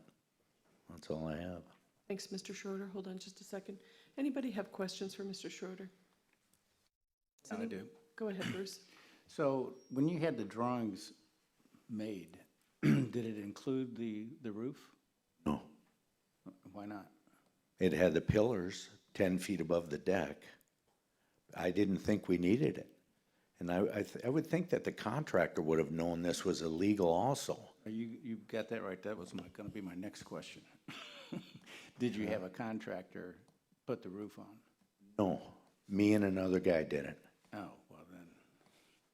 So, but your drawings showed that you were going to maintain the 10-foot pillars above the deck height? Correct. So I didn't see that in the packet. I was going to ask the same thing. I don't see it. I see on packet page I have the dock 82. drawings.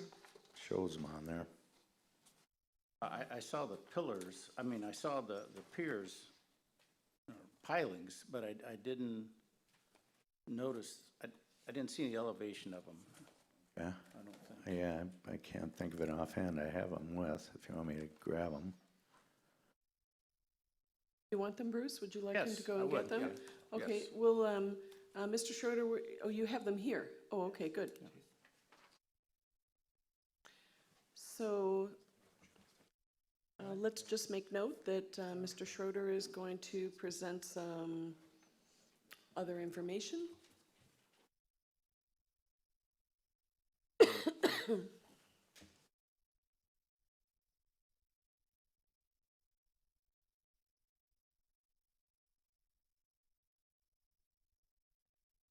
Mr. Schroeder, if you want to talk to Bruce there, talk into that microphone, would you?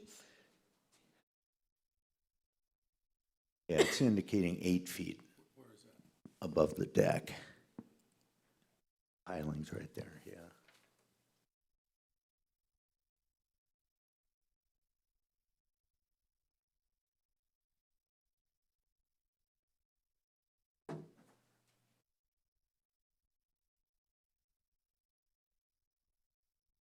That's blocking it out, so it may have been there originally, but when they put approved on there, that overrode it. So if you want to see that, there's a little box above the diagram that says pilings 8 feet above deck. The side view on packet page 82 doesn't show that as 8 feet. Excuse me one second. Amy, can you turn on the screen so we can put it on the screen? Put Okay. Mr. Schroeder's page on the screen? We were going to try to, but Yeah, she's I'll be shaking glad. her Here you head go. no. We're going to try, but it looks like she's trying.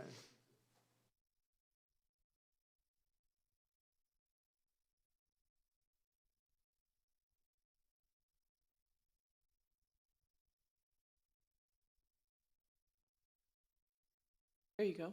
Turn it the other way. Yeah. You can put your finger on that, yeah, there you go.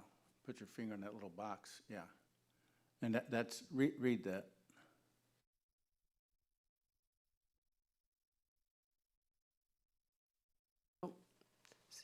There you go. It says piling 8 feet above deck.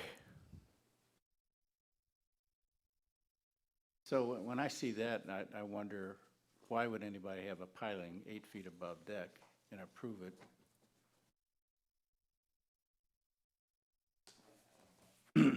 I noticed when I was there today, across the street, on the other side of the canal, there's another deck that's just like that with the pilings 8 to 10 feet above the deck as well, without a roof. And of course, there's others on the canal that are built exactly the same way as his. They have a platform with a roof over them. There's 7 total on the canal, Yeah. Just which counting is them. another thing that led me to believe that I wasn't doing anything wrong. Yeah. So the thing that's wrong is that it wasn't with the setback should have been 10 and not 5. If it was a boathouse, and then somehow we must have a quirk in our system where we're allowing people to build these, and I don't know why that happened. Yeah. I do have these engineer drawings too, if you want to look at them. I mean, engineer's stamp on there. I'll do anything to try and make this right. All right, well, that's all the questions I got for the moment. Any other questions for Mr. Schroeder? Mr. Schroeder, thanks. We'll let you come back up if you need to, okay? Is there any public comment? Mr. Scott, were you going to comment? This is the public comment part of the hearing.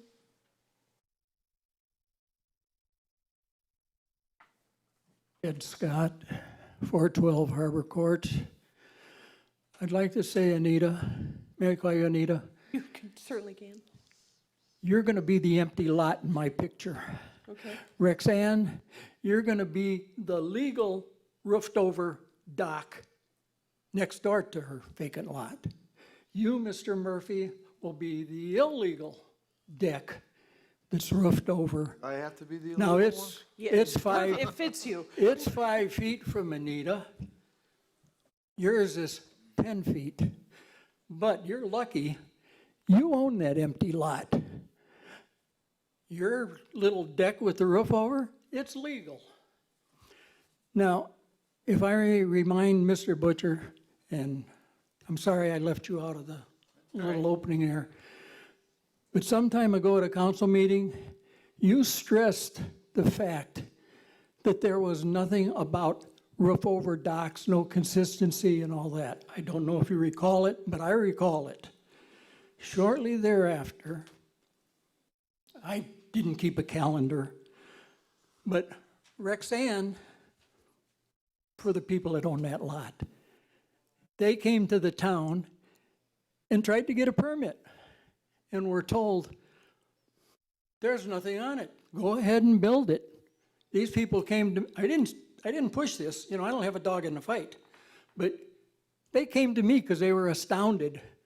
They were told, go ahead, put it up. And I think they've got the paperwork to prove it because our town's leaving them alone. It's identical because I know that he copied it. I watched him walk over and look up at the building and all that, and he built it identical to theirs. And so I don't understand how we can go in and punish one person for doing the other thing. And as he says, he started from scratch. They tore out the seawall. Then they put in these big pilings, and then the deck. Hans was there, it seemed like forever, tearing up the yards. And he's since put in a pool. He put a roof on. But I just don't understand. I'm right across the street from where you live there, Anita, in that empty lot. Next door to me, I've got a 3-story house that you guys, or LPA, gave them a variance. There's 2 variances there. And then we all know the widow Kiesel, she got 3 or 4 variances to break up her lot into 2 lots and all that. So I really don't understand how you guys cannot give them a variance. Make it a one-time thing, I understand that, but I sure don't see any criminal activity or anything. Our town was askance, I'll put it, that's the best word I can think of. And I thank you. Thank you, Ed. I don't like the fact that I got to have to live on the empty lot. Stay with me. No, you don't want to be. Okay, so anybody else want to comment on this? Do we have anybody from the LPA to comment on this case? Oh, so we'll close that and come back to the council. Joanne, I'd like to start with you. Okay, I have one question for staff that came up in the public comment. Is that okay? Yes. Okay, and in public comment, they said that the other roofed lot is legal. I don't believe that that is accurate. It is not under as far as I'm aware, it's not under any code activities, but that does not mean it is legal. Did mention that it was a 10-foot setback, which is the correct setback, at least for a covered structure. But if it isn't a boathouse. I don't recall if it's a deck or a dock there with the 4-foot compared to a complete patio, kind of. Yeah, and that's what we would have to know. Right. Is this actually a boathouse or is it a dock with a roof? I mean, I'll just say from my point of view, I support both the staff and the LPA's recommendation with regard to LDC Section 2674. It's a deck, not a dock. It's wider than 4 feet in width. It should have been 10 feet from the property line. And I think that it's a problem, and I think it's unfair to property owners around everywhere on the island to start cutting into the setbacks and affect their view corridors and their riparian right on the edges. I think that when you go through the canals, they're getting more and more packed and bigger boats, and I think we need to hold to our setbacks. So I go with denial as per the LPA and staff recommendation. Roxanne? I have a great deal of sympathy for your situation, sir. However, when I look at this, I feel duty-bound to follow the law. And the law says that there are these set of criteria that we're supposed to look at when we grant a variance. And miscommunication is not one of them. I cannot find grounds in here. If I were to make a motion to grant a variance, I would have to say, you have supplied us with A, B, C, D, and I can't do it. So again, I have sympathy for your situation, but I don't feel that miscommunication qualifies to override all of these requirements. They're legal requirements that we have for a variance. Ray, do you have comments? This is a tough situation here, no doubt about it. I'm going to take Mr. Schroeder at his word that he didn't know exactly what was going on and thought he was operating under with good intents. My history with the variance process has always been before the fact, typically. And that's when the neighbors come in, Mr. Scott, and voice no objection to the case and so forth. And that always played a big role in my decision, what the neighbors thought. I mean, if it was okay with the neighbors in the neighborhood, it was okay with me. Who am I to say, you know? But this is a little different. This is after the fact. And that's another problem we've had here on the beach for a very long time is, and there's maybe less of it now, but it still goes on, I know it does, is unlicensed activity after the fact. I mean, you grant a permit to somebody and they'll have plumbed it out ahead of time, and you know, once the people go away, once the inspectors go away and so forth, things settle down. Well, here comes that bathroom downstairs, or this or that, or who, God knows what. So on the surface here, it doesn't look very good for us. But I mean, I'm willing to listen to more opinion on it. But you've got us in a tough spot right here, and I can see where this is headed. But so I'll let it go at that for now. Bruce, do you have anything else? Yep. Good. So, Jason or whoever wants to take it, Sarah.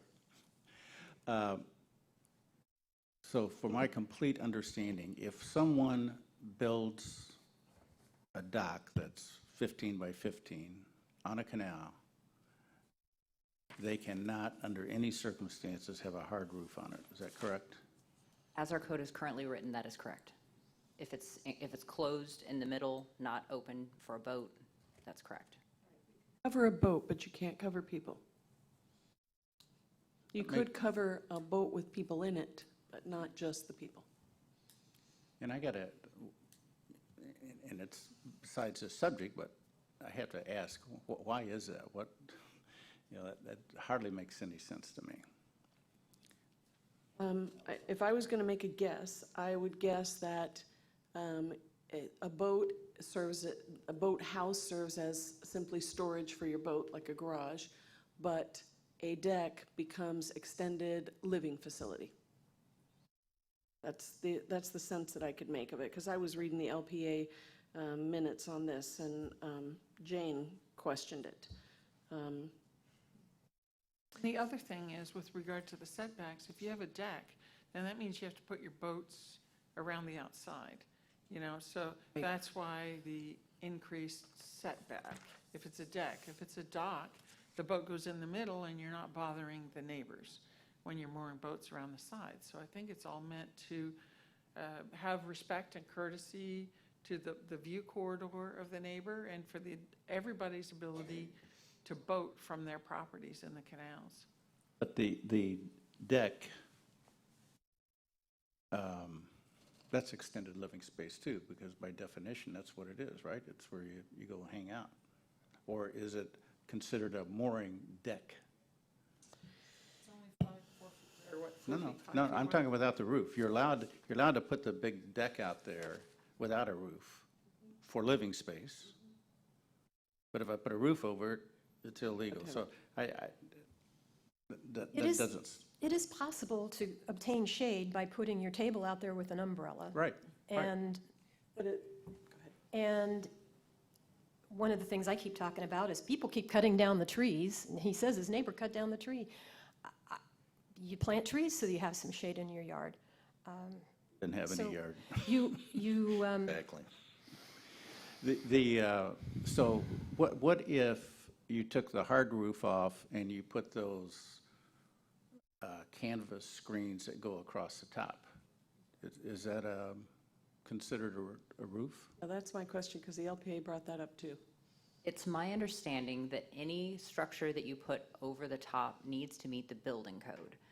That would not eliminate the option for temporary uses. If you wanted to put up a canvas cover for the day, if you had an umbrella you wanted to put out there, but that doesn't allow permanent structures. Any permanent structure has to meet the building code, which means wind code, and most of the shade structures that you would put up would not meet the building code wind requirements. I wouldn't think that a canvas, you know, how they do those triangle things, you did a couple of those, is to me, that's not a structure.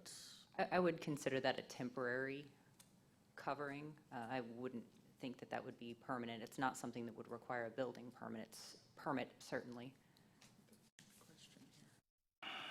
You know what, Bruce? I have to take you back to page 77, where we start findings and conclusions. If you make a motion to approve this variance, you've got to say that these findings and conclusions have been met.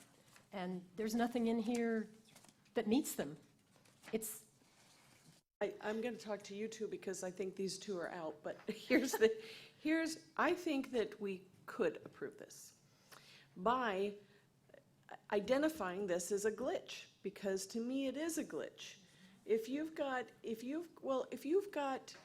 telling me that I can put a roof on this if there's going to be a boat, I can't put a roof on it if it's just to sit, but I can build it just to sit on it, just to have it as a deck. I know that the idea is that then you're going to moor a boat somewhere along this, in which case that's taking up more than your space into the canal. I am very sympathetic to Mr. Schroeder, because I think that aside from the fact that this neighborhood has many decks with roofs, or boat docks with, there are many roofs in this little canal zone. So, you know, I could, if there was, and the other thing is that it's constructed. I hate the idea of, that there's no malintent here. I hate, it doesn't hurt the neighborhood. It's not, as a matter of fact, it fits the neighborhood. There's some that have been up for a long time. Okay, you know, the empty lot that Mr. Scott identified, I went back, I forgot about the empty lot. And I just, so the one criteria that is difficult is that the conditions justifying the variance are or are not the result of the actions taken by the applicant. If you operate on the idea that this is a glitch, and I know, Joanne, you don't think it is, but I could argue it, maybe not successfully. I'm sympathetic to this applicant. It's not, there have been things that we have given variances to that in my opinion, were far more injurious to a neighborhood and changes. This to me is just. Wait till you're on a canal and everybody starts building these things within 5 feet of your property and. But this isn't going 5 feet of their property. It is in the setback. It's in the wrong setback. These were approved prints, and I had a licensed contractor. I'm not a contractor. I thought this was all legit, honestly. We get that part. But the approved, I understand the that too. approved permitted prints do not show a roof. The approved permit shows a deck with no roof. That's Correct. it. And 8-foot poles above the deck. So I want to be clear that the reason this is here is for the council to determine whether this fits the neighborhood. Well, we're really not here to see if it fits. Well, the I could tell neighborhood, 'cause that's okay, you that unfortunately it doesn't fit the code. Right. So, the indication that that what was shown on the plans met the setback, what was given to us did meet the setback, what was built did not. So let's be clear about that. So there is an encroachment in the setback. And, whether you want 8-foot poles sticking out of your ground, or you get them topped down to 4 feet, or get them topped down to 2 feet, or you leave them at 8 feet, that's a decision of an individual property owner. The thing that I will just mention in passing is, if you live down a canal and you have someone who puts their boat right at the legal limit, and you already have an obstruction trying to see around that boat, and it's compounded by some of the bigger houses there, and one of the councils mentioned that these view corridors down the canals are impacted. But maybe everyone on this particular canal doesn't care. I don't know. But it is something for you all to just, as you give some thought to this issue, to have in the back of your minds. With regard to the 8-foot high above the surface, if you look at page 82, and then you look at the horizontal measurement of plus or minus 16 feet 5 inches, you see that horizontal measurement? Page 82, horizontal, this is the permitted one. Page 82, there's a horizontal measurement that shows the width as plus or minus 16.5 inches. Do you see that on the sketch? Now you take that, half of that is 8 feet, correct? Now you turn that, just take your pen and take half of that, turn it vertical and put it on that post. That's a 4-foot post, that's not an 8-foot post. Drawn to scale, this is not an 8-foot post. It says it Emerging on above there. the deck. It says does not- 8 foot above deck Where does it- piling.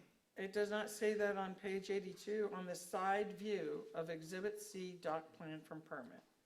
Does it say that? No, we have that, I think the exhibit you're talking about, we have on the overhead if you wanted to see that again too. That was part of the permit package. Right. What you saw before was a plan view, was the overhead where it lays out in reference to the seawall in the canal. Right. This is the This is cross-section essentially. This is that's the one I'm talking about. And on this, that only goes to scale 4 feet above the surface, is all I'm saying. I just mention it because to scale on the side view, that's what it shows. It shows 4 foot above the deck surface.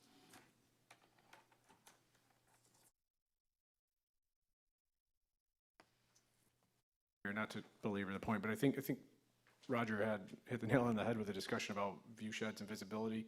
I know you mentioned the word glitch, and the staff's opinion on that was essentially an enclosed or roof structure creates a visibility issue. That's why you have a different setback for that. You have a 10-foot setback versus a 5-foot setback. Some have asked, is that enough? I guess that's the essence of why you have that additional setback. So would you approve a boathouse today for a variance if it wasn't built yet at 5 feet? I think you'd have discussions about visibility and blocking views and all that on that. So that's essentially, this is not enclosed. It does not meet the boathouse standard. I want to point that out too. This is a roof structure, so we really can't even be giving a variance to the boathouse criteria, frankly. And you can't meet the boathouse criteria. So those are things that I want you to make sure that you're clear in the staff report. I think we mentioned, but just they don't get lost in the discussion. Now, is it a glitch? Does it need to be changed? That's a discussion, but we don't think it's a glitch. It's just specifically because of boathouses and the way that they're built, it blocks the views. Dan, are you leaning in because you have something to say? I am. I'd like to contrast this with another case that we have where the town is actually in litigation. We had a person who built a house which is still standing there because we're in litigation, who came in and said, we made a mistake, we're sorry, we built this in the wrong place. And it's a much greater financial hardship on him than this roof is to this gentleman. I have sympathy, I do have sympathy for your situation, but we have, if we do not follow the legal requirements of our code, we might as well throw it out the window. We have, when I go through these, I look, and if there's a situation where I'd like to try to make something happen for somebody, I'll try to find a way that they can fit into these requirements for a variance. But this one, I cannot find a way to fit it in. I just don't And we- understand how there can be one 3 months older than mine on the same canal, and there's probably 50 to 100 of them on the island. And maybe And they the all, town has one also. and on maybe they all Matanzas. need to be torn down or whatever. That I just don't know. doesn't You're the seem one like who- common it's sense to like me at all. Driving down the freeway, and I get a ticket for going 90 miles an hour. My defense cannot be, all the other guys are going 90 miles an hour too. That's Not not a saying legal that, defense. So, Okay, does anybody have any further questions for Mr. Schroeder? Okay, Mr. Schroeder, you could sit down now, thank you.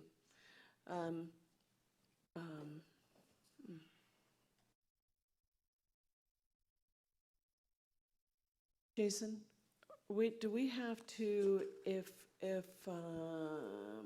the prevailing thought is that the roof does not meet the standard, what about the setback? There's two different requests for variance. variances. So, We got to grant both. Which one, if you look, one was we don't think the setback request is appropriate, and then the other one is we don't believe you can do a variance for the other section. okay, So the setback, you could do a variance for, but not the roof. exactly. Mr. Murphy, could you please repeat your comment on the He mic? said, so the setback you could do a variance for, but not the roof. The roof is the one that doesn't meet any criteria. Good, but But the deck meets the setback though, doesn't it? That Correct, is- until you turn it into a boathouse. Right. And he's asking for a variance Oh. from the boathouse design criteria. Roof off, he's fine. We don't believe, the design criteria for the boathouse is not a variance thing, but he's asking for it. It's because he's not going to build a boathouse. He's got that roof over the deck, so we're caught in this design standard requirements of the code. I have a So you question. have to give a variance to both, or make him build it to the boat, give a variance to the setback and make him build it to the boathouse standards, which then we get back into, again, the discussion of visibility and all that. Sarah, were you going to say something, add something to that? The gentleman neighbor wanted me to point out that if the roof is removed, the dock is legal. Right, It was it is. approved, it's, That's correct, that's correct. Okay. Mr. Schroeder, we really, go ahead and say what you're going to say, but then was we just- really can't. I was just wondering if the setback is approved, could I take the roof off and build a Yes. dock? what we're saying is that what you have existing right now, if you took the roof off, your deck is fine. It's the fact that you have a roof on it that makes the whole thing not fine. We'd have to give you a variance for the setback and a variance for the roof, and neither meet the conditions for the variance. So I'm sitting here trying to, like Rexanne said, and I think we all do it. We're trying to look, especially in your situation where clearly you didn't mean, you meant no harm. Trying to find a way to make what you have right now fit, and there's not a way to make it fit. So it's like the roof is what makes it not fit. Okay, so I'm asking a question. If you pass the variance for the setback and I take the roof off and I open up that decking, can I put a boat lift in there with one of them canvas covers over it? Would that be legal? I think you're getting too far Yeah, afield you with are. possibilities here. Well, I'm just trying to figure it out because I don't want to go through this again. Exactly. We So- can't ask staff to, with 10 seconds preparation, say, yes, you would be able to do that. The LPA brought up, two different members brought up a similar scenario. So I think what you will have here is you're going to have to remove the roof, and then I'm sure that Jason and Sarah will help you figure out what it is you can do to accommodate whatever other use you want to do with that. Okay? Thanks, Mr. Schroeder. Okay. Anybody else have anything? Yeah. So I don't like these cases. Okay, somebody want to make a motion? I'll move that we deny requested variance 20190038. Including the findings and conclusions in the Yes. staff. Is there, okay, Rexanne moved, if you would do that, and is there a second? There's no second so far. I'll second. Joanne, okay, and if everyone would cast their vote, but this is a roll call, so it doesn't have to be, okay, then we won't make it. If everyone would cast their vote, we'll see how the vote goes. Waiting on Bruce and Ray. The motion carried 5-0. Mr. Schroeder? Motion to deny. The motion to deny, that's correct. Mr. Schroeder, I hope that you will take some time, and I'm sure that Mr. Hernstadt, Mr. Green, and Ms. Probst will help you figure out how you can best utilize your space that you have existing there. I think they understand what the problem is. Okay? Thank you very much. None of us like to do these things. Next item on the It's the worst agenda. part of the job.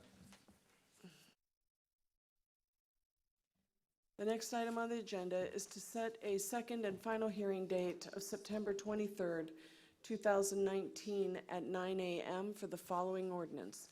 Ordinance 19-11, an ordinance of the Town of Fort Myers Beach, Florida, amending Chapter 34 of the Land Development Code of the Town of Fort Myers Beach, Section 34-1176, swimming pools, tennis courts, porches, decks, and similar recreational facilities and related activities, including requirements for above-grade swimming pool facility, accessory structure within the town, providing for severability, codification, scrivener's errors, conflicts of law, and an effective date. Sarah, you have something for us? Good morning. Sarah Probst, Community Development. Town Council previously had directed staff to work with the LPA to make needed revisions to the code. One item on the glitch list was an update to the code language to address elevated pools.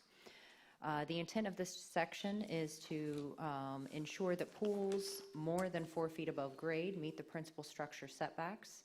Staff made one revision since the LPA hearing, and this was allowed for in the LPA motion. The change was to remove the specific flood language, but to accommodate existing and proposed structures. Okay. Is there any public comment on this? No public comment? Staff, Roger, you have anything further on this? You don't have to have anything, but if you do. Council, any comments? Joanne? I actually don't have any changes. Roxanne, anything from you? Oh my gosh, I have something and Joanne doesn't. Yep. On page 118, C fencing 1, the last sentence, we're talking about gates self-closing and self-latching. Is it, and I'm not saying that necessarily that it is, but is it a good idea to add the words child-resistant to that? I think the whole point of the gates is that kids can't get in. And if, I've seen some of those self-latching gates that you can just flip the lever if you're 3 feet tall. I don't know if that would preclude the use of gates that are allowed by the safety code. Because Could you that just is- check on it and? Yes, Yeah, I can look into If you that. think that's a good idea to add it, I think it might be helpful.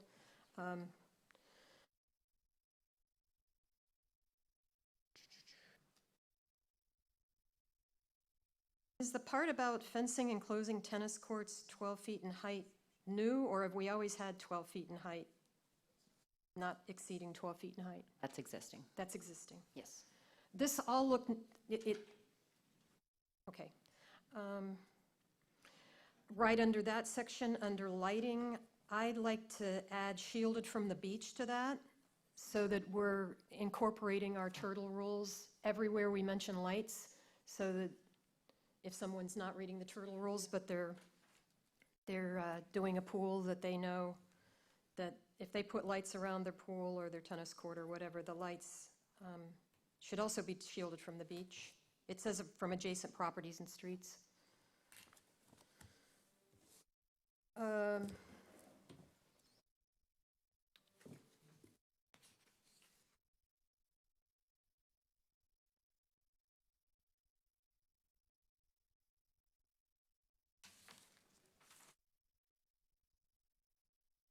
And this just could be that my brain doesn't wrap around building code language very well, but on page 117, C roofed open mesh enclosures.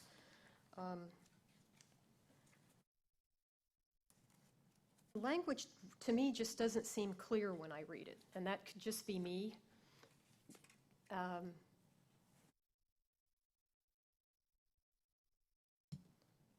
We had this whole discussion before about things being structurally parts of buildings and not being structurally parts of buildings, and I'm not sure that that's clear. Do you follow what I'm talking about there?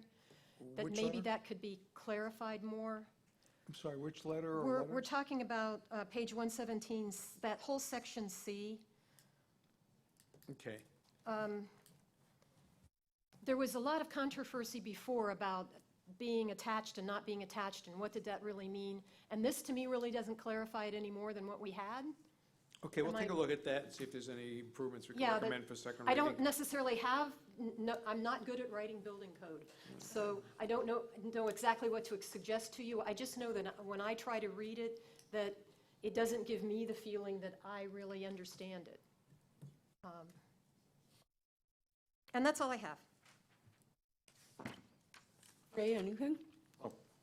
Bruce?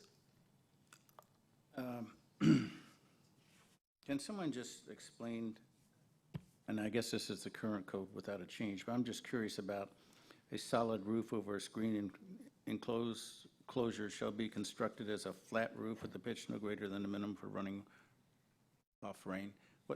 Why is that? Does somebody have an idea? It's the way it's been, no. For example, my neighbor has a pitched roof on a large house, and then he has a pool behind with a screened enclosure.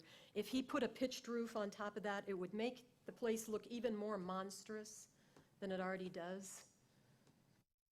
That if you incorporate pitched roof designs into putting them above pool structures, it really just adds to the massiveness. Volume. The massiveness of what things look like. Jason Green Community Development, we don't, yeah, exactly, they split it out with the mesh, like, so your normal pool cage, it's treated differently than hard roof structures, and that's, I would agree with that assessment, that's probably most likely what that was, is volume. You don't get the volume if you have a 2-story screen enclosure that you can see through. You do if you had a pitched roof covering over a pool. Not to mention we have a whole bunch of other flood rules that would most likely prohibit some of the hard enclosures over pools. Almost like the sunlight plane idea too, that would shade your neighbors, like your pool, the pool next door wouldn't even get sun when you get this massive cover over yours. So it says we will have an impact on view sheds. That's a new term for me. I wasn't familiar with that. What is that? Explain it to me.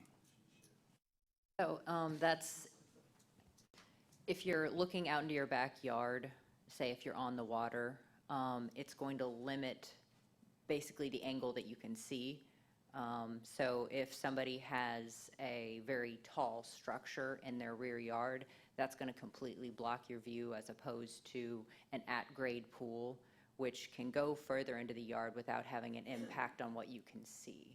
If everybody builds second-story pools, you know, with the large walls, that's going to essentially limit your visibility to exactly what your backyard is. So it just impacts what you can view shed. Yeah, simply stated, the lower it is, the easier it is to see over, the higher it is, the harder it is to see over. So, well, That's why the setback then moves back. so and the angle works against you as well. So what if they have a big hedge there that's 20 feet tall, it goes all the way down the property line?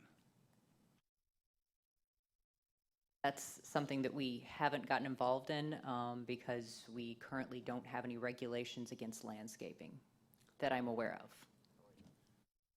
I thought your view rights were your riparian rights if you're on water, not side views. I'm just asking. Oh, I mean, your question about the landscape is a great point. In the code, there's actually a picture of a fence hedge combination. And so there's been a discussion with a code violation of whether the 4-foot height limitation that applies to fences within that water body setback, whether that applies if it's just a hedge. And so if it's incorporated as a fence, technically, I guess you could say that it is, and it's got a picture of it in the code. Now, if it's just hedging, is that being served as a fence instead of just hedging? So those are some clarifications that we need because the code is intending to increase that view shed by limiting to things of 4 feet in height in the rear yard on water bodies. So, but isn't the idea that you protect your riparian, I mean, don't you only have rights for your riparian view if you're on a water body? No, I mean, most communities address view sheds this way and not trying to create, I guess they're trying to create not rights, but standards within your community to abide by so that there's common openness. That's part of the open space conversation generally. It gets mixed in with that. Lines of sight, I think Roger was alluding to. Those types of things are important. There's no defined 120 degrees worth of view. I mean, that's all dependent on the community. I would not tie them in necessarily with riparian rights. I think riparian rights are also tied into access and those sorts of things related to that. If you think of it as the lot coverage, your building covers 40%, right? Correct. So if you you already have your structure at 40%, then you build a swimming pool and it's only 3 or 4 feet high, you still really haven't over covered your lot. But if you build a pool and it's up high now and it's got a roof too and everything, now you've really covered a lot more than 40% of the lot. And eventually you wind up with 80% of your entire community covered with buildings. No room for landscape, no room for grass, no room for birds, no room for anything to move around, no air to flow through, no sunshine coming through. It's just all shadow and concrete.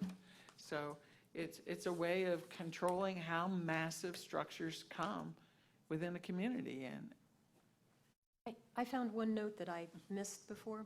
May I go back, Bruce, or are you done? Sure, go on. On page 120, right in the middle of the page, there's the sentence, application of FAR might assist in limiting building mass issues. But I didn't see that. Are you with me, Sarah? Page 120, middle of the page, the last sentence, application of FAR. That you're mentioning it, but that's not included in this, right? You're just saying for future consideration? Yes, it was sort of an item to consider that this does play a role in that. Okay. But there's no change to that to include it in this section of code. And is that something you considered adding to this, but you were kind of going a compromise route, or? Yeah, the idea was that if they're building a structure, which is, we would think of that as more than 4 feet above grade. We'd think of that as a structure. Then they have to pull that in and meet the regular setbacks, in which case, most instances, they're going to be below the 40% coverage. There is an FAR in residential areas, but so it's sort of putting this additional requirement on them if they're building this massive structure that instead of reclassifying the pool area as floor area, we're just saying, okay, you just have to bring it in line with what the structure setbacks would be. And it's not included in this consideration because adding pool areas to the FAR would be a separate section for us to consider, and you're trying... It really would be, and it changes the Right. idea. I've got you. Right. It is something that I'd like to follow up on in the future, but I understand why you haven't included it here, but I wanted just to clarify that, to make sure I was understanding. Yes, that's correct. Thank you. Because the footprint's getting out of control with the pools. Since they're not included in the FAR, it's something that we do need to look at. Madam Mayor, one of the challenges for the staff of looking at things from a glitch perspective is when you're dealing with land development code, it sort of gets to be like dominoes. You touch one domino and start hitting a whole bunch of others. Right. So, and that's perhaps why everyone's coming to realization that maybe a top-to-bottom review of the code is a better way to approach things. But being what that is, we were asked to deal with several glitches that were creating issues either for prospective homeowners, the building industry, people, architects and engineers, and our staff. So we're trying to tackle those. We're trying to stay very well within the sidelines of that very narrow issue to try to see if we can work out a solution. Thank you. Okay. Anything else from anybody? Bruce? Just one quick thing. So when I look at D, it says swimming pools and decks above grade. But what about porches? Would they be considered part of the principal structure as they are today or not? Well, the way I wrote this, swimming pools and decks, so did not specify that it has to be a swimming pool deck. We're kind of grouping those together. So swimming pools and decks above grade. It could be a swimming pool deck or it could be a deck independently. If it's above grade, it has to be brought in. More than 4 feet above grade, it has to be brought into the primary structure setbacks. Did that make sense? Yeah, sort of, but it seemed like I recall we had an incident a year ago or something on street, I can't think of it, where they were putting a deck out back that was raised, elevated. So that would apply. I mean, if I have a big porch deck on the second floor extending out beyond the back of the house, is that by this considered part of the principal setback? Yes. Okay. Yes, that's it. Bruce, might I? On his comment, might we, and I know it's a few more words, but might we put swimming pools, swimming pool decks, and decks above grade? Just to be very clear that they are 3 different items? Clarify it. Yes, we could do that. Is there anything else anybody would like to add? If not, may I have a motion, please? Can I pause just 1 second? We need to just change a couple words in the title before you do that for the second hearing, just because Excellent. you've Go included ahead. some other things. Where'd that go? Was it just 4? I think we can revise that a little bit, but for advertising purposes, I think we're looking at changing the word where it says requirements for above. Well, we already say including. I guess I'd have to ask you if you feel comfortable with the wording of including requirements for above grade swimming pool. We specifically called that out, and we've kind of tweaked a couple other things. I think If you think that covers in general, then I'll back up and say never mind. I would add what we've called out. Okay. Don't you think? Yes, I think so. I think if you're going to accept Council Shamp's amendment, I would clarify the would title too. the same way. Absolutely. So how would you change that wording before we make the motion? Just adding what you I would just add added. the three, describing the 3 things, just as you did in Okay. D, the title of D. Okay, very good. I guess I might as well make the motion then. Yes, please. I move to set a second final hearing for the date of September 23rd, 2019 at 9 a.m. for the following ordinance, Ordinance 19-11. And the title shall be changed to read the section, including requirements for above-grade swimming pools, swimming pool decks, and decks. Joanne has made the motion. If you could go ahead and log that in, Joanne. I'll second. Okay, and if everybody else could go ahead and vote. And does anyone object to the motion? No, it carries unanimously. So we'll set the second hearing to September 23rd. The next item on the agenda is a first reading and public hearing of an ordinance 1912, an ordinance of the town of Fort Myers Beach, Florida, providing for automated teller machines and retail fuel pump security measures, establishing security measure requirements for owners and operators of non-monitored automatic teller machines and retail fuel pumps, providing for codification and Scrivener's errors, conflicts, and severability, and providing for an effective date. Does staff have anything to add to what we have before us?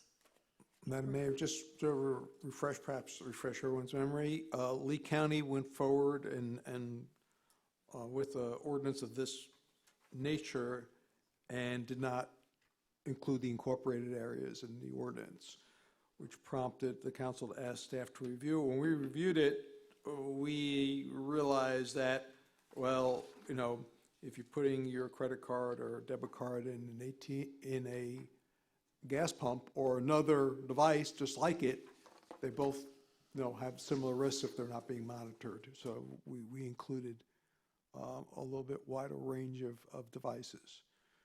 But if that, you're uncomfortable with that, of course, we can just delete those and just go back to the gas stations alone. Okay, Bruce? Is this essentially Lee County's In writing? all other respects, yes, other than the clarification I just made.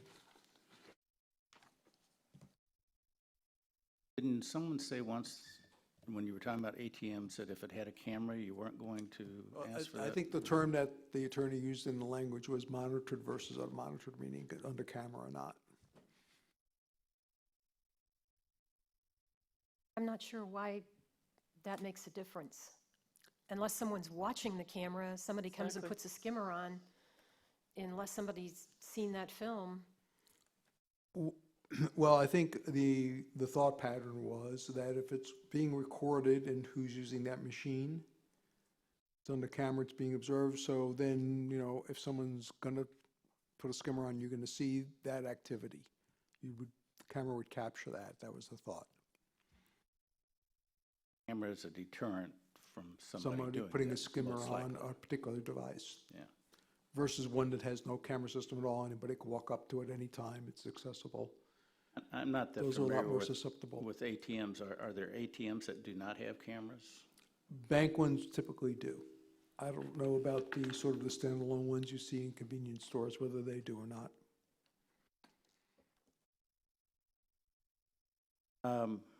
While I'm speaking, I got a couple other questions.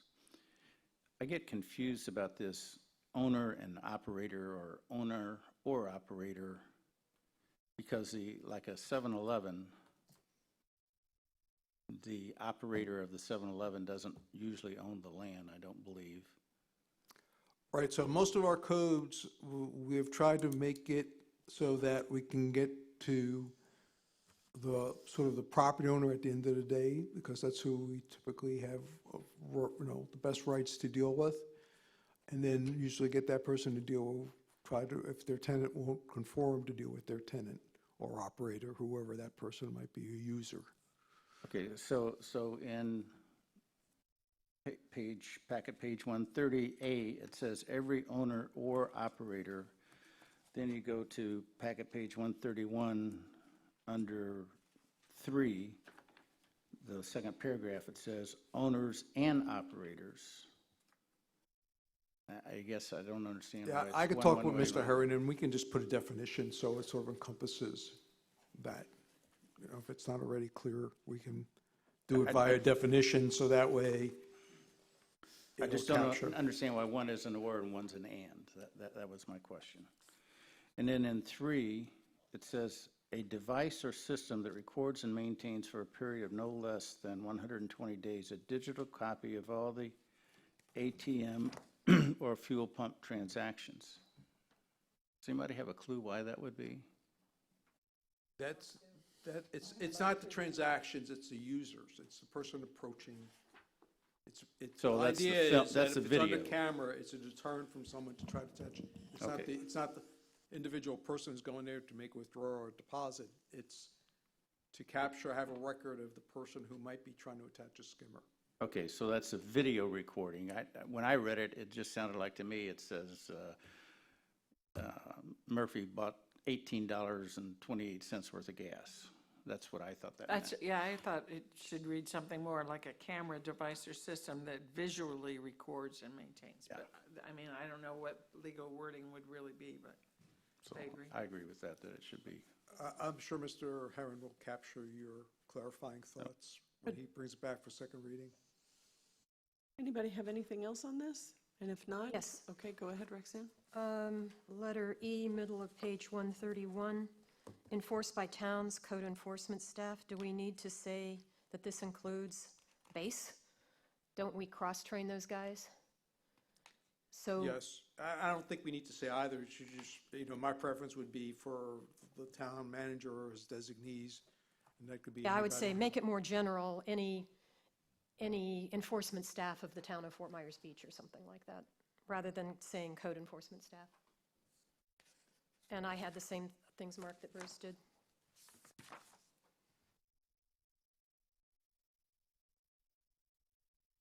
Anything else from anyone?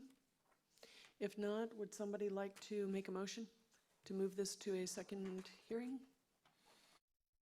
It's your item. You want to have at it? I'm sorry, Okay, yes, well, it's the all right. butcher doctrine. Murphy moved. I removed mine for Okay. for Mr. Butcher, Councilman Butcher. What's that? Neither does mine. Well, let's just leave it the way it is. Sorry. Okay? Sorry. All right, so the motion was made by Mr. Murphy, seconded by Bruce, and there was no objection. The motion carries unanimously, and the second hearing will be on September 23rd, 2019 at 9 a.m. I'll certainly not be the motion mover at the second hearing. The butcher doctrine. We'll move on to our administrative agenda.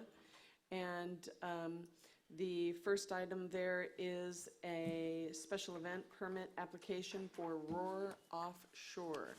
The event will run from October 10th through the 12th, and they're requesting a waiver of open container for Thursday evening only, a waiver of the noise ordinance, and a waiver of all of Town of Fort Myers Beach fees, which totals $4,672. Roger, you have any comment on that? Yes, Madam Mayor, we have received additional information Sunday night. I passed it out to you all via email this morning. I don't know if you've all had a chance to look at it. It does have some minor changes that I'd like to get clarified for the record. One is for the Thursday night parade and street party, they'd like to include Fifth Street, which staff has no objection to. It just increases the parking fee waiver, if the council's inclined to give it to a larger number, would be $4,788. It's an additional $216.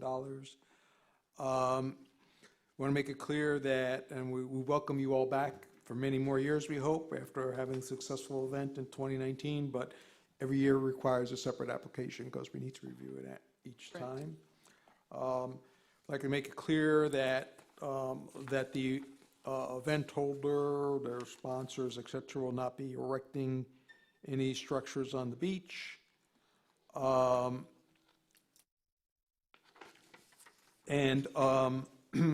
The other thing that is not mentioned, but just so you all know, that it's my understanding from the Fire Rescue District that as they would on any given day, if someone had to be medevaced out, they would be using Bay Oaks as a landing point for the helicopter, should that unfortunate incident arise. There's some concern that the rentals have, just to mention that, that they have a backup date, and I'll let them explain it to you in the event that something has to be delayed a day due to weather. And the other thing is, in some cases, the application isn't fully executed, and this was due to sort of, sometimes it's a matter of time constraint, in other cases it's Party A wants to, Party B won't approve it till Party A does. So to help them along, we've put this on the agenda with the understanding that the application, although not 100% complete, will require them to pursue getting it complete, and that the council's approval is contingent on that. Thank you, Roger. Folks, do you have any comments to make? Good morning, Council. Tim Hill, President of Roar Offshore. Cindy Hill, Vice President of Roar Offshore. Thank you for having us back. Both Roger and Chelsea with the town have been phenomenal to work with, as this is our first permitting process. Cindy has spent countless hours between not only the town, your town, but also Lee County, the fire department, and Lee County Sheriff's Office. She's been doing a fantastic job. We appreciate Roger getting this on the docket, even though we are being held up by some county signatures at this time. The DEP has signed off on it, Turtle Time has signed off on it. Some of the larger ones we thought might be more difficult actually came in first, so that's been a nice surprise for Cindy. The only clarification I have, I think, is on the noise ordinance. We didn't request that, and we don't need that in the permit. Yes, I don't believe I added the noise ordinance to the permit. We're not going to have a, concert or loud music playing. It's just the boats. Now, it's different if they're in the streets, revving up those engines. There's no motors, so, we really won't have any noise except people milling around the boats to look at them during the parade. Yes, I don't believe we need the noise ordinance. Nope. And added. we are asking for assistance on the town fees. The county and life safety fees have been absorbent compared to the other 6 races across the country, 4 of those other races being here in the state of Florida, and those were not budgeted for. We're happy to say we have the funds to cover it, just weren't prepared to give that much money to the county versus to some of our local charities and being able to reinvest that back into the community here. Okay. Yes. Can Go ahead. How much was if you don't mind me asking, the county's permit fee? Over 60,000. And that's without EMS. So they said EMS is going to be another 20 to 25,000. So it's roughly going to be almost 80 to 85,000 in fees between the 3 departments. That includes sheriff as well? Sheriff, yes. Sheriff Fire department. is broken out at $44,000. Other races pay on average $25 an hour for the additional manpower. We have not got an opportunity. It's on now that Cindy's got the permit squared away. It's her next is to take that manpower, those hours, and payment, and see where that $44,000 falls versus that ratio. Might want to ask for a meeting with the sheriff. We have. Yes, we have. We're working with. No yes. success? We're getting there. Okay. Any other questions for these folks? I do. Go first if you want. I do have a question before. So originally I asked for you guys to, welcome us today is because I have my FDOT permit and I needed meeting minutes. I gave this to Roger on July 16th. And so, Meeting minutes from today. Yeah, just so we could have the bridge closed for that half an hour. And the permit is here. I could leave it with you. Sure. And also email So you you need the another minutes copy. of the meeting of July 16th? No, meeting just from today. Oh, you need the minutes of today? Oh. Yeah. When are those usually ready, Michelle? Oh, I don't need it today. Within the but week? Just as long Okay. as it's, Just takes about a week. All right. Perfect. Super. Great. Anything Thank else? you so much. No. Okay. Go ahead, Roxanne. The thing I was going to bring up is that your application had not asked for the noise ordinance waiver. It's marked no, so you're saying you're not, even though it says in here you are in I other must have places. misunderstood. So you're not asking to waive the noise ordinance? No, we are not. I Okay. misunderstood that. Yes.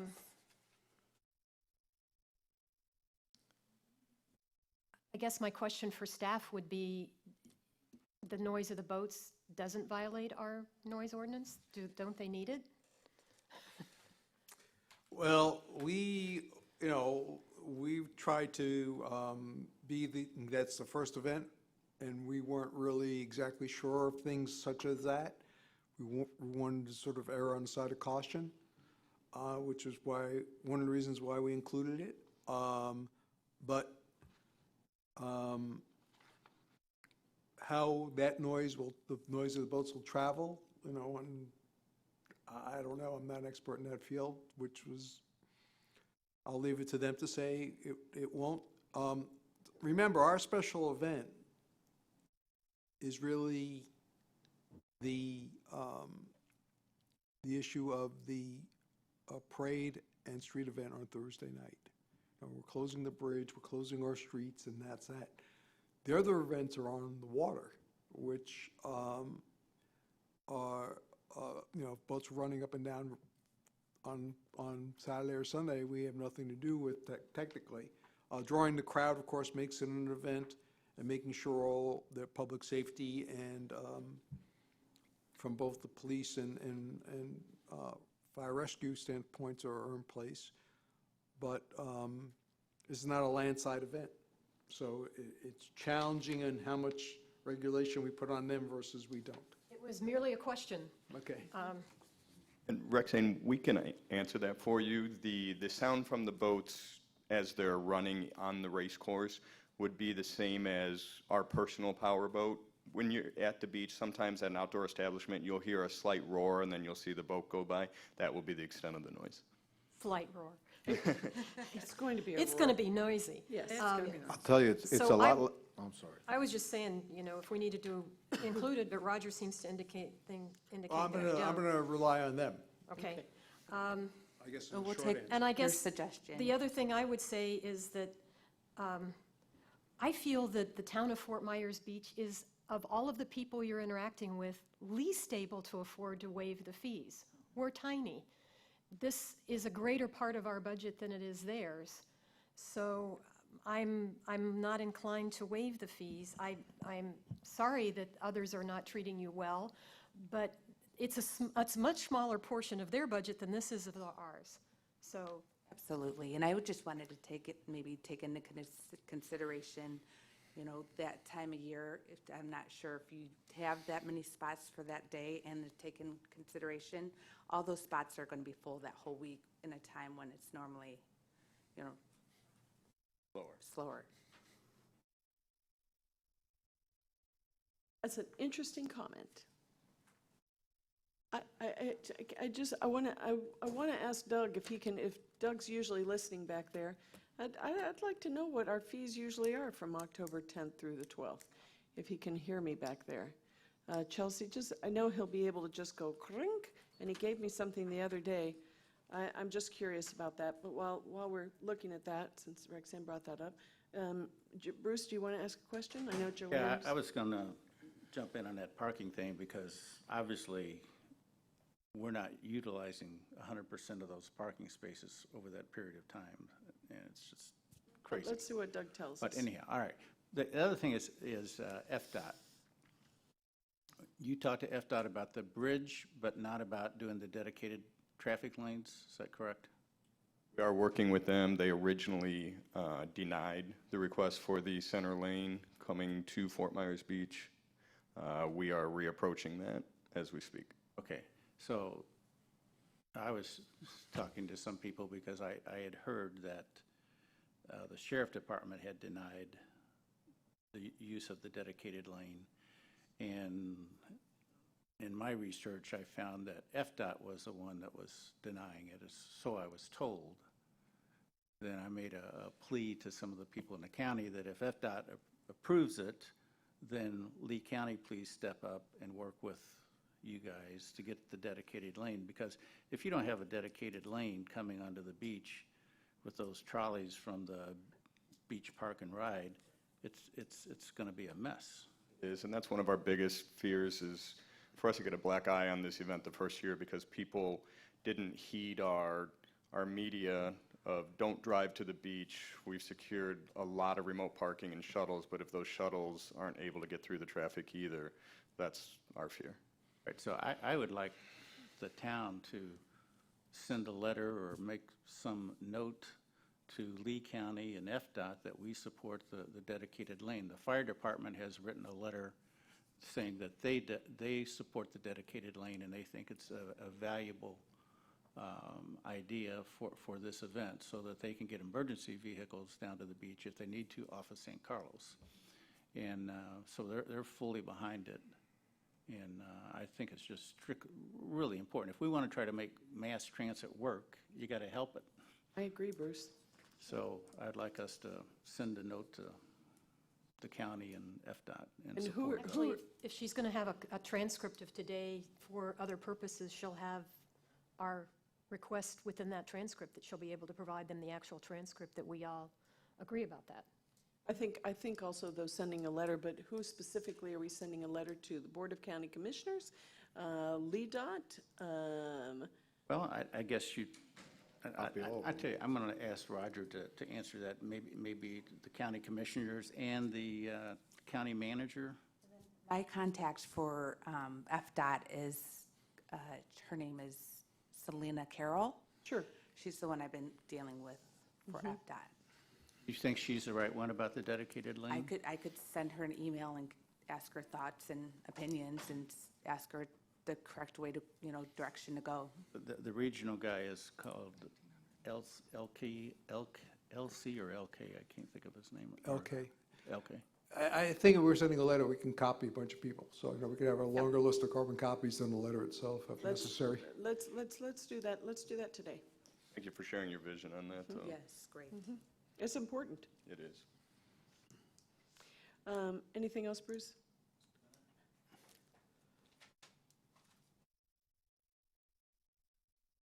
So there's only the one water ferry route that's going from Salty Sam's to Island Bay Marine, is that right? Correct, yes. So when the park and ride shuttles come over to Fort Myers Beach, are they coming over the bridge? Or are they stopping at that parking lot? I was a little confused by that. So the buses are going to stop at the two park and rides. So the one just at the foot of the bridge and the one on Pine Ridge Road. And then from there, we'll have trolleys transporting to the beach or to Salty Sam's, depending on where the race fans would like to go.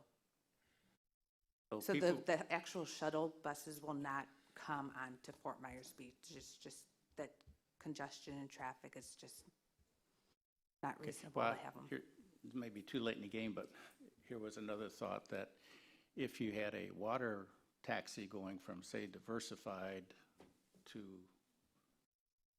the Fountain Park area, people could walk from that drop-off point, the Main Street parking lot, and catch that and run over too.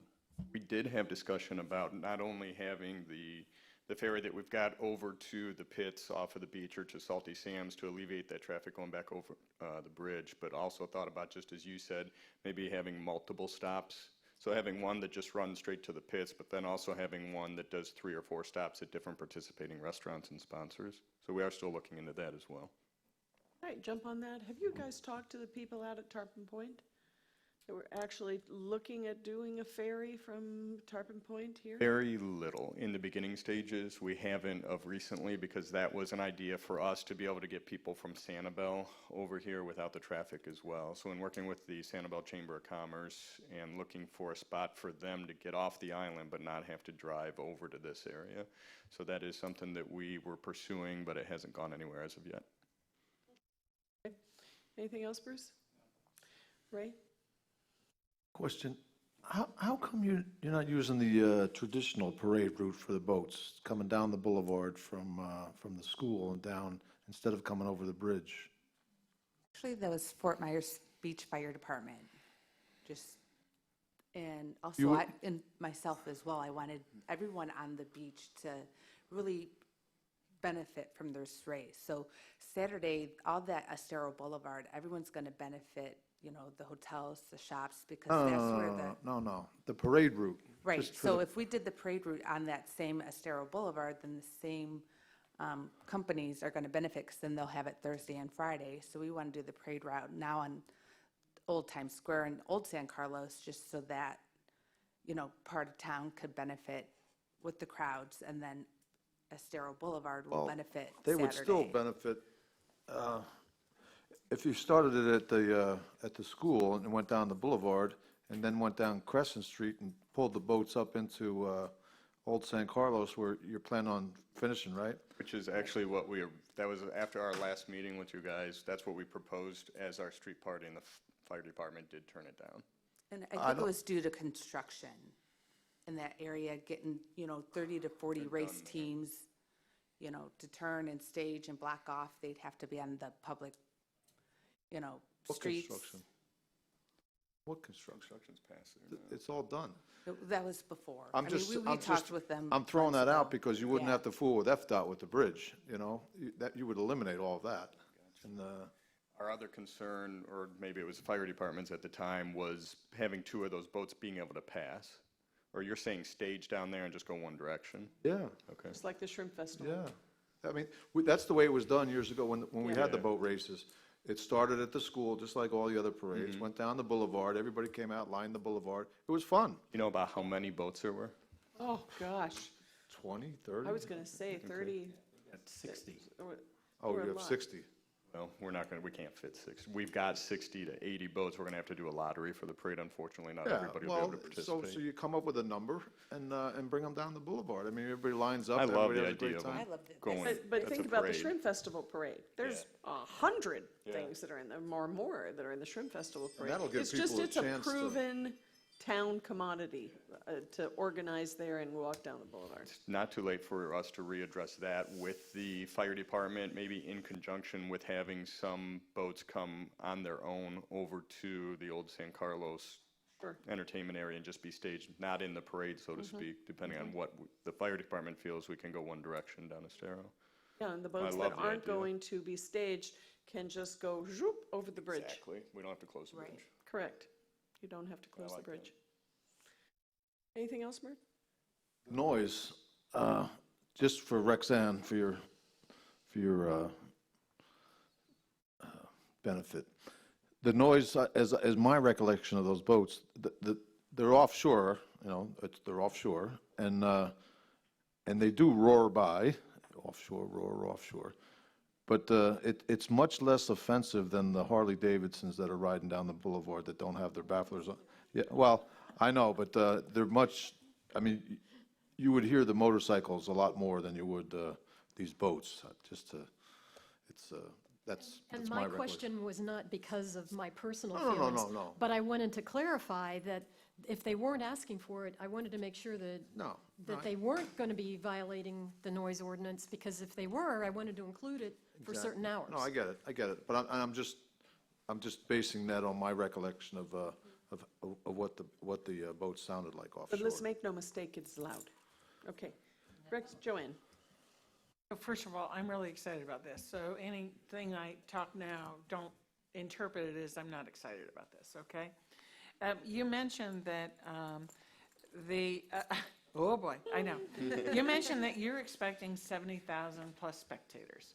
Do you mean like you're hoping for that? But do you mean like over the course of the 3 days split in? I mean, what do you really think is going to happen on any one day? Over the course of the 3 days, that is correct statement for that 70,000. Based on other races this year. That were held in Florida. Yeah, that were held, so Sarasota was a 3-day event over the July 6th weekend. Cocoa Beach was a weekend in May. Both of them saw record turnouts and record boat counts. Attendance records and boat attendance records they haven't seen in 2 decades. And So, what were those records? For Sarasota, it was 90,000, Uh-huh. and for Cocoa Beach, it was 70. Where did it run in Sarasota? What's that? Where did the race run in Sarasota? Lido Beach? Lido Beach.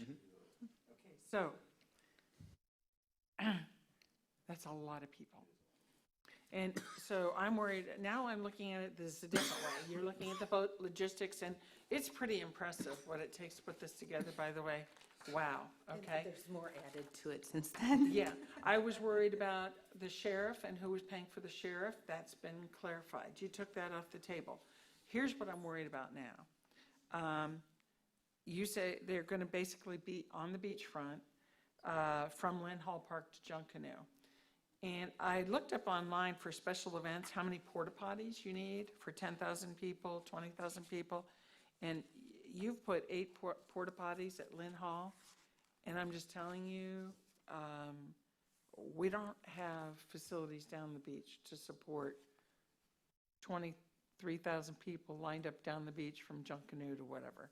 Have that issue too. So, and I'll be honest with you, I printed things out. I mean, they're talking like you need 150 porta potties for these groups. So that's number one. Number two, trash and litter. 23,000 people on the beachfront on a hot day drinking bottled water or whatever they're going to be doing. It'll be bottled water, I'm sure. It's a problem, trash and litter, and I see you've got a couple dumpsters, once again, at Lynn Hall Park. We have the whole rest of the beach. I know what it looks like on 4th of July here, and we don't have that kind of crowd. I'm waiting to hear from Tops. We're asking to put a dumpster also in the old Tops Market in that parking lot. I'm working with Keep Lee County Beautiful. I'm getting to know Tricia and Tish and Mike really well, so they're helping, with the cleanup at the beach. My point is, we have to have something in place for more toilets, and it could be that you get a temporary special event permit, and we do have some spot at some beach accesses for the days. And we did have this discussion with Chelsea and Roger one day, just give us And some you know, guidelines. or the businesses, I'm sure the chamber wants to work and the businesses want to work, but I mean, all the businesses are going to have to have their bathrooms open, there's a problem. And then there's a problem with the trash cleanup on the beach. And there's also a problem with security up and down the beach. I don't know if Lee County's going to actually have people going up and down the beach, but They are.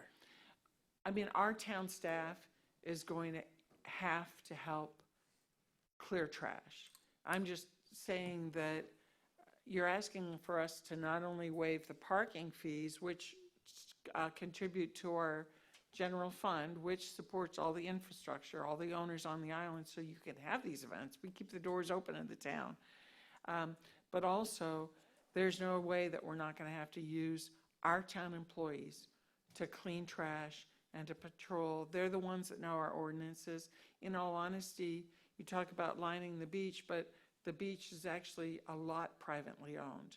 I mean, there's only so much depth of the beach from the water that's not privately owned.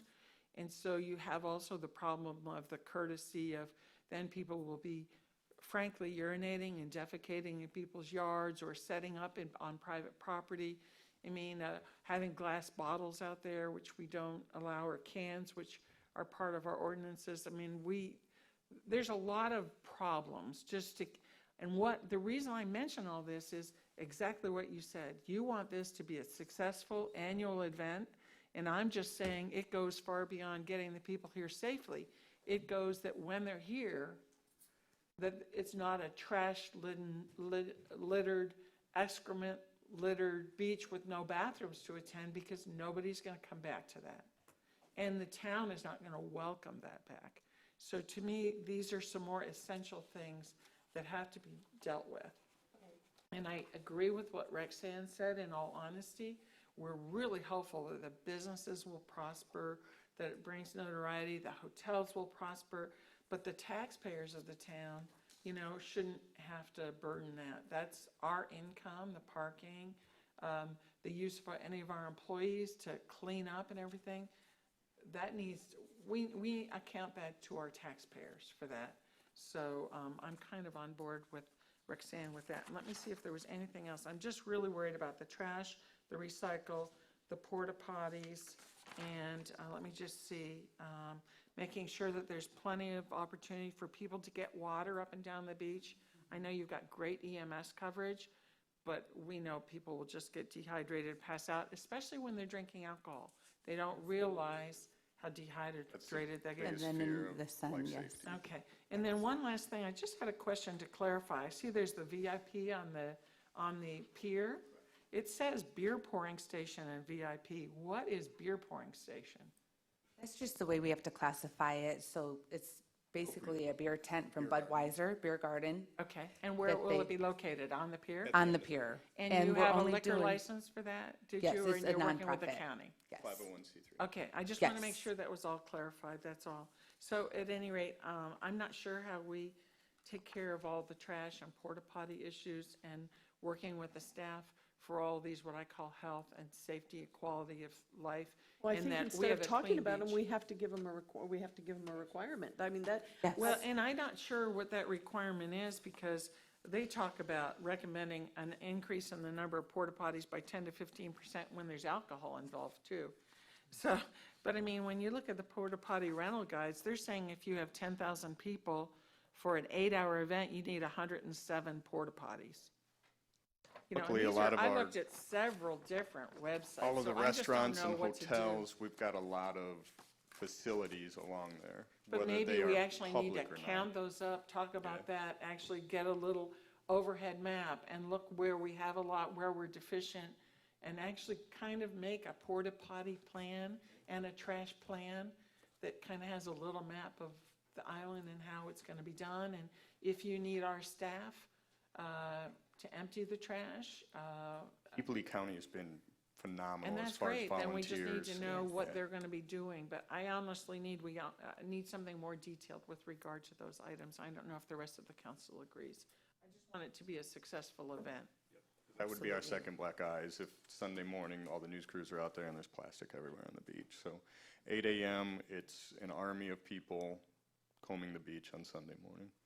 Well, but you're even Thursday night and Friday, I mean, any day that they're there, I have to tell you, it's gonna be a mess. And what happens then, the tide comes in and takes the plastic and trash out. So, I mean, part of it too is asking the guests to be courteous. I don't know if you give out a little instruction We've thing got a or great- anything. Yep. Anything that they get handed out maybe could have some things about trash and recycling and respecting private property and bathroom. But, you know, you could help with that maybe, but. That's what Keep Lee County Beautiful, they've been coming to every single social and handing out those flyers and handing out reusable utensils that you could keep on your boat, so you're not continuing to bring plastics, you know, so they've been just phenomenal. So, Pocket and I don't know how the ashtrays. council wants to attend So to that. with all but- due respect, I know that there will be all the businesses and hotels, everybody will certainly be, I'm sure, open and welcoming. However, there is no way that you can deal with that capacity strictly on banking on the fact that Diamond Head's going to let people use their bathrooms. It will overwhelm the businesses on the island. So what I think is completely lacking from this is a public facilities outline. Tell me that on Palm Street, you're going to have, on the Palm Street access, you're going to have 4 trash cans and 4 portalets. That next to, across the street from the library, you're going to have 6 portalets and 4 trash cans. I really need that for this event of this magnitude. I need to see it. I'm surprised it hasn't come up strongly enough for you to already have it included. Right. I have asked for suggestions, like I can't just pick on the map, place it somewhere. I've asked for that assistance, and I Well, would maybe love Chelsea any could help information you that you could help. identify that. But I guess what I'm wondering right now is if we approve this as is, we don't have that information. And I think that it is critical to the town approving this. I know it's added cost because I know portalets cost money, but I think you've got to have them or you're going to have a very unhappy crowd. If you think about Times Square to Junkanoo, there is 0 public facilities. 0. So you'd be looking at Diamond Head, Neptune Inn, and they're already full to capacity with their own guests. You've got to make provisions for this. Some of that is in there at Diamond Head. We do have 6 that we didn't include in here. So Six- we'll, six 6 porta potties that we're supplying. So we'll go back, add those, but then we'll also work with the town on where we can have some space at those public accesses along that distance to place additional. Okay, so I know that you need this, but you don't have the minutes. You need those for your application and whatnot. We'll get those to you. I really don't want to approve it until I see that map, so we can know that it's, because right this second, I don't feel comfortable saying just what I just outlined to you. Gulf Road, Palm Avenue, I just don't feel comfortable just throwing it off the top of my head, because maybe you already have identified what I'm going to call some viewing platforms. Let's just talk about Junkanoo, for example. Have you been to Junkanoo's bathrooms? Yes. So I have too. There is no way that the crowd that's going to be at Junkanoo is going to be facilitated by the restrooms that they have for that crowd. It just won't work. So, Well, you know, may I? yes, sir, sure. And this isn't a criticism, this is Oh, just no. something, No. something that surprised me, that there wasn't like a map that said, here's how we're going to deal with having, you're anticipating 70,000 people for the race. Here's where they're going to be accommodated. Sorry about that. We didn't That's identify because okay. they're on private property, but we'll add those and add more, though. Perfect, great. But they should be accommodating as well. The businesses like Junkanoo, like Lani Kai, so forth and so on, they're the ones that are going to be benefiting from it all day long, selling beer and everything Right. else. And they're the ones that they should also provide, so their bathrooms aren't overwhelmed. And you know, maybe that's so what- there's not a maybe that's what flood, your plan you will know, be. And, Sure. and they have to contribute too. And I would think they would know that, you know, but it would be nice to remind them. They've all that- been that- good about They've that. all been good. Well, that's good. I'm glad Together. to hear that. Vice- And- oh, and- sorry. And they know On that. that topic, I was going to suggest, this is something that really needs to be a cooperative effort, and I agree that Chelsea from Public Works, maybe someone who would work with the businesses, and that may be your contact with the Chamber of Commerce, and these restaurant owners and the hotel owners and stuff. You're going to have to get together as a group and figure out who's going to do that. This is such a huge event for TDC, and they do our beach. Would any TDC funds apply to? Not at this point. To the garbage and for next year, you might want to think about whether you can get that for the toilets and the trash for a special event of this size, And the other because the Florida health of the sites, beach, and this is they do drawing get to the that. beach. I mean, it's a huge draw for heads and beds. Absolutely. But at any rate, well, Mayor, I'll let you direct, sorry. Oh, Roxanne, are you leaning in for a I reason? am.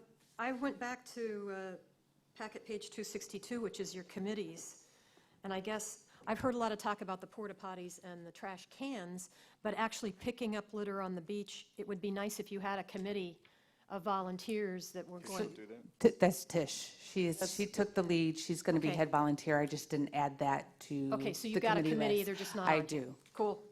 I do. Okay, so it would be my desire to table this until the next meeting, until you can come back with a facilities plan. And I agree with Ray, you know, Junkanoo needs 10 portalets.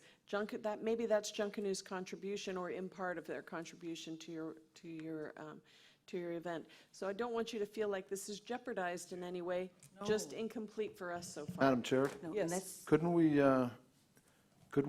we approve the items that are requested here and then make this subject to or contingent upon them coming back with a plan later on? We can get rid of all this other requested action with a motion today, I think.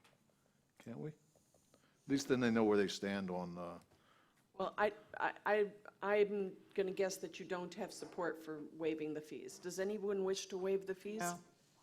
I was all prepared to waive them until you told me what you're paying the county. You should never have said that. I can't, I think that there's just a lot of precedent for not waiving the fees. And so I mean, I can't support waiving the fees. Anybody, I think they know, though, that there's 5 people on council that support this event. You guys have been the most fair. 100%. We want to help 100%. you make this happen, and we want to help you that after it's over, everybody goes, that was awesome, can't wait for next year, come back to Fort Myers Beach. So that's what we're trying to do with It you. will be that way. We do Madam appreciate Mayor? all your advice. Roger? I just want to make it clear, we have not offered up the beach access streets for purposes of porta potties because we didn't want to do that without being directed by town council to do that. Consider because- yourself directed. Because obviously that, for those people whose homes are adjacent to those, or they're going to have some very strong feelings. Well, about and, that. and that's why we probably need to look and see at which ones, Exactly. you know, like Palm Avenue Exactly. or something where they're, Exactly. where they're commercially oriented ones. Maybe they're not at every one, but that's part of the I'm plan. going to make a motion to table this conversation until our next meeting. Can I say one more thing? Let's So- see if there's a second to my motion first. And would that be September 9th? Okay. At 9 a.m.? Is that enough time, Chelsea? September 9th? Yeah, okay. So there is a motion and a second. Discussion, I'll go ahead and let you say something. So the signature I needed for the minutes was not for this big special event permit. It's for just the state of Florida road closure Right. permit. We got So it's- that. Okay, I just want to double check. We got that. Okay, so. Got a question. Go ahead, Bruce. So, back to the mass transit system, Mm-hmm. the public transportation. Is there a fee for riding these shuttle buses? No. When they move people to the trolleys, are they going to charge a fee on the trolleys, or are they going to make them free? I'm not 100% clear. I don't want to mislead you on that. I'll find out. I think want you- to I say think they're you- free. I think you ought to lobby to make them free, because otherwise, what is it, 50 cents or $1. 75 cents? And people don't have the change, and you get on there and they won't take credit cards, and it's just a nightmare. I'll Much clarify the that. way you would waive the alcohol, waive the fee for the day, and Anybody else? open container, excuse me. Okay, has everybody placed their bets? Okay, so this is just going to be tabled until September 9th, and hopefully then we'll call it a facilities plan. Okay? Thank you guys for all your hard work. How's the fundraising coming? Great. Phenomenal. Great. Wonderful. That's great news. They're $4,572 short. Thank you, thank you all, thank you for your help on this. And we'll get you, Michelle will get you those minutes as soon as they're available. Great. Thank you Okay? so much. Mhm, You're welcome. You're welcome. All Have a right, the good day. next item on the agenda is the Estero Boulevard sidewalk improvements. This is to authorize and award a contract to Infinite Construction LLC in response to ITB 1919 PW, Estero Boulevard sidewalk improvements in the bid amount of $189,277.15, and appropriate and allocate the surplus funds of $22,777.15 from the general fund needed to complete the project, and have the town manager execute the contract. I'll make a motion to move the item. Is there a second? Second. Okay, so I'll push the vote button. There you go. Is there any discussion or questions on this? Seeing none, is there any objection to this motion? Hearing and reading none, the motion carries unanimously. Thank you. The next item is item number C, and that is to accept the town manager's recommendation to award a contract to RMA as a result of LOI 1913 TC, a community branding for the town of Fort Myers Beach. I'll make a motion to approve that item, Madam Chair. Okay. Is there a second on that motion for discussion? I'll second it for discussion. Thank you. And Joanne, do you want to go ahead and start? No, it's exciting. I really like not only the expertise of this group, but also there were a couple statements they made about reflecting the true character of a community and what the community wants itself to be, thinks of itself as. And I think that that's very critical to our branding, that it really says who we are, because we are a tight-knit community, and we are very proud of our uniqueness, and we're very proud of, some people call it our funky, whatever that is. But this looks like the type of outreach that this company will do with our citizenry and our groups and council and our advisory committees is just what we're looking for, and so I support this. Anybody else have any comments on this? Thought they were going to be here and give us a Yeah, presentation. I was disappointed about that myself, but I did a little bit of research on the firm itself, and they are certainly top-notch. Roxanne, any comments? Yeah. Their menu of services, they indicate their client kickoff meeting is via teleconference. They didn't show up here today to get the job, and then the first time we meet with them, they're still not coming, and they're only 2 hours away.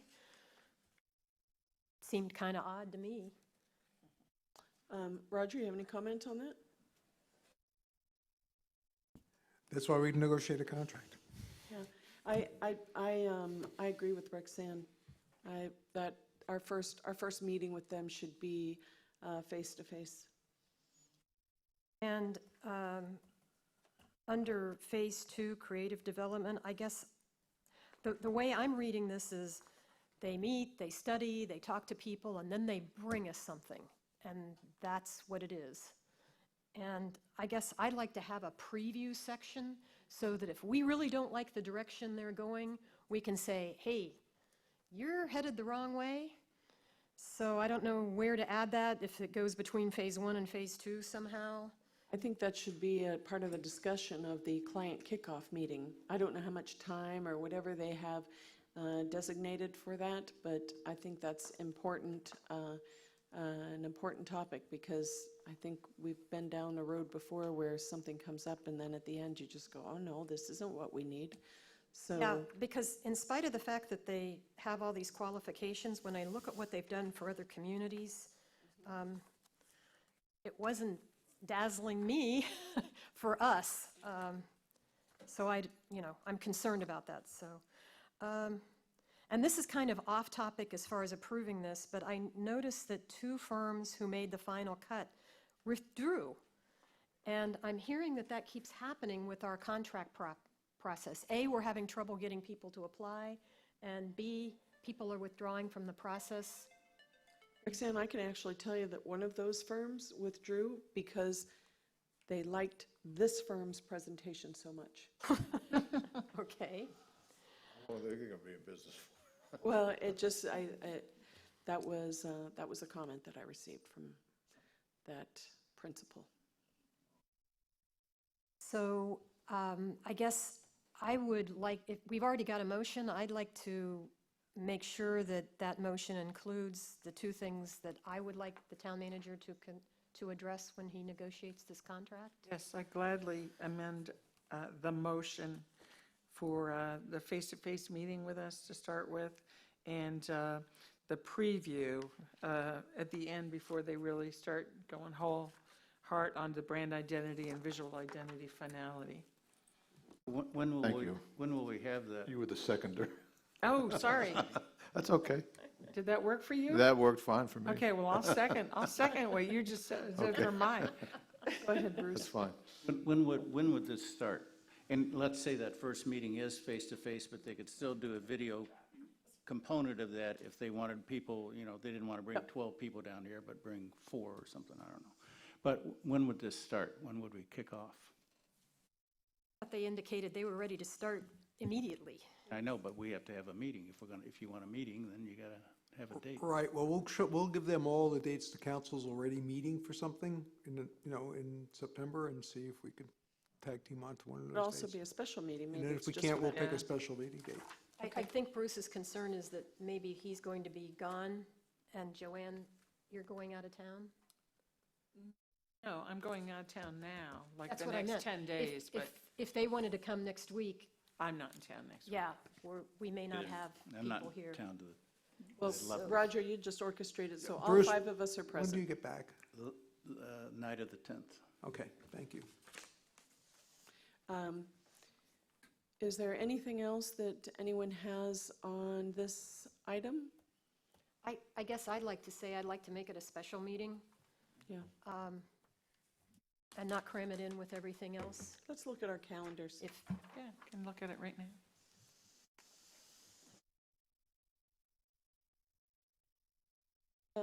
Joanne and Bruce, the 25th through the 31st, is that the week that you're out?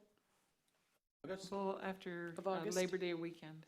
After the- I'm not back to September 10th You're not back till September 10th at night. at night. Okay, so let's go to, so what about something, what about that September 12th or September 13th? Is everybody here those days? Roger, you writing down these dates? Looking at a calendar now. Is everyone here the 12th and the 13th? Of, Yeah, of September. And what about the 16th? No, I don't think I am. You're not? Take a quick look.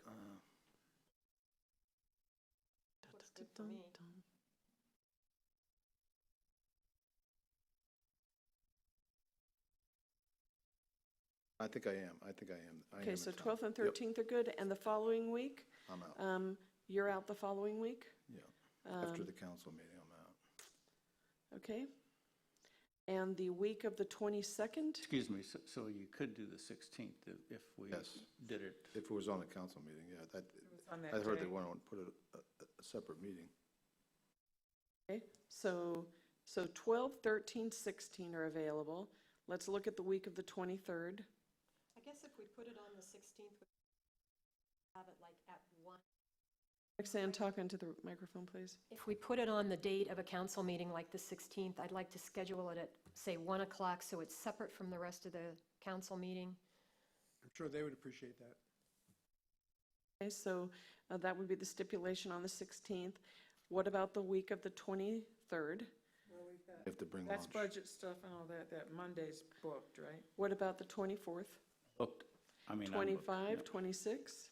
Okay. They're all okay for me? 25 and 26 are good for everyone?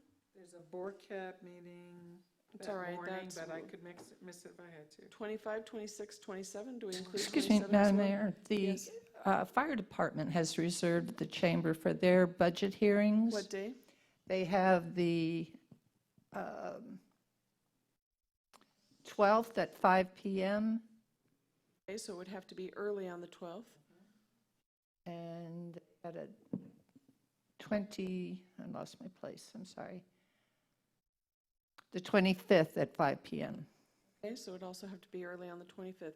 So Roger, 24, 25, 26, 27, all of those work. No, 24, no. Oh, 24 doesn't work. So 25, 26, 27, or the 16th, or the 12th or the 13th. That should be a big enough selection, huh?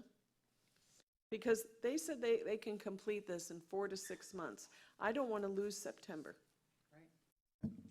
That's fine, Madam Mayor. I think one of the things that we will probably do is have the contract award as part of the agenda so that, because I think, one of the things is, they're not going to start working until they have a contract, so we need to get that going too.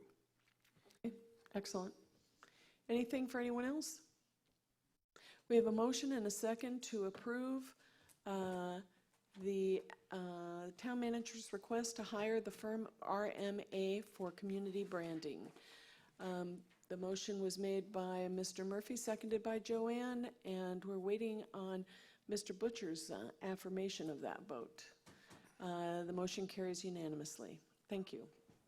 Next item is final public comment. Does anybody wish to make public comment? Seal? I have a quick technical question. If I make the motion as the mover, and I don't vote again, does it just assumes that I'm voting in the affirmative? Well, if you're making the motion, you Well, usually... you can change your motion. Then you can undo your vote. Oh, undo the vote, but it keeps me as the motion maker, and then just, I can change the vote. Because I see it's automatically voting for me. Affirmative. Yeah, okay. Gotcha. Go ahead, Seal. That's why I didn't use it the other day. You will get a formal note from me, but Oh, I of course. couldn't let this go by. What you did today to get the key to this town that I love so much. It doesn't do anything, Seal. It may not do anything, but it's the whole idea of it. I just loved it, and I treasure it, and I just thank you for your thoughtfulness. I just can't believe what you did, but I thank you heartily because it sure meant a lot. Thank you. You mean a lot to us, Seal, and to the town. Anyone else? Okay, we'll move on to the town manager's items. Mr. Hernstat? About a 5-minute break. Okay, yeah, we'll have a 5 to 10 minute break. Back in a few.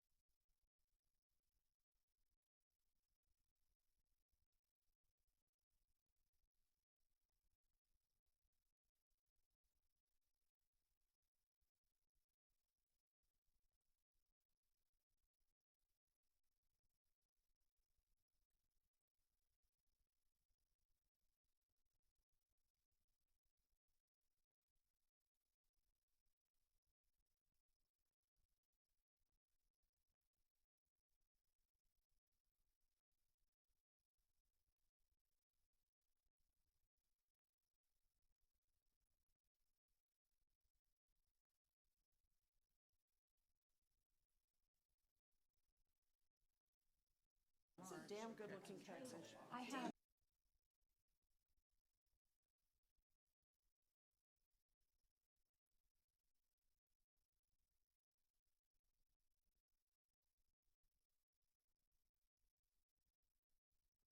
Okay, everyone, 12:33, sorry for that delay. Next item is the town manager's items. Mr. Hernstat. Madam Mayor, most significant thing I want to sort of call to your attention is that FDOT is moving forward with their plans on the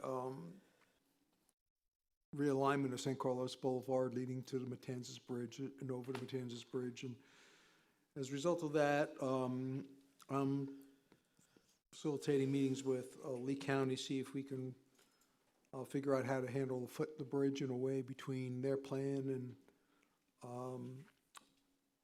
because FDOT's going to need that information to move forward at some point. So I just want to let you know that those discussions are going on. The other thing that I hope you're aware of, but if you're not, I want to make sure you're aware of, is that right now FDOT is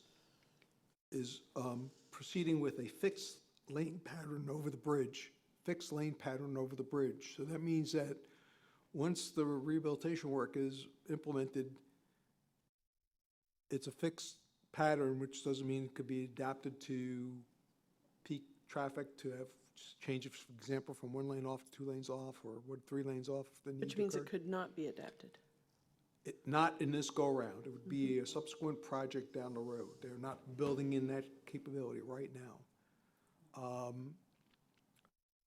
I had pressed a point that it seemed to me that that's sort of the narrow part of the funnel, and if you don't fix that part of it, you could say, well, the narrowest part of the funnel is right at the foot of the bridge, but the second narrowest part is the bridge itself. And so, I would have liked to see them build more flexibility in at this point in time.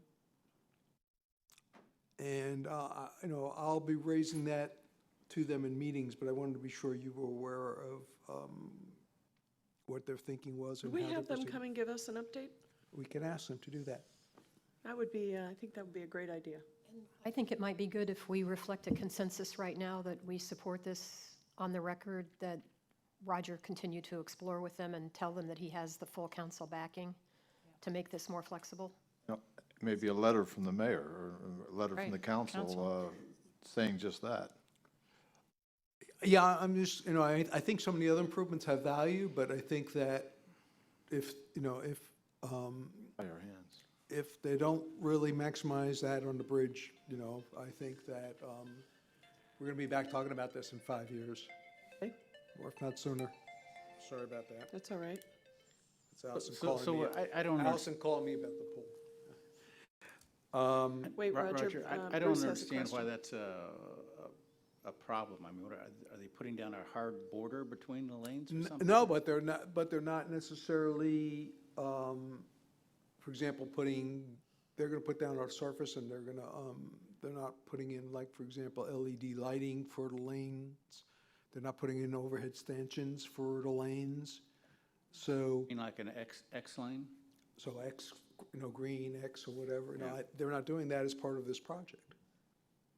Which means that by the time you say, well, it'd be great to be able to change traffic patterns, and really you're gonna have to come back and put back all that infrastructure in at a later date versus incorporating it into the design now, or at least as much of it as possible into the design now, so that you come back and you pre-design the overhead stanchions, you just get it fabricated and bolt it down. Yeah, okay. All right, I see You what you have a channel Yeah, to I get lay in LED lighting instead of traditional pavement markings, those types of things. I think until water quality moved up the list to number 1, traffic has always been number 1 problem on this island. So, yeah, I support the adaptability too. The next thing I just want to call to your attention is, I heard back from the county over the weekend.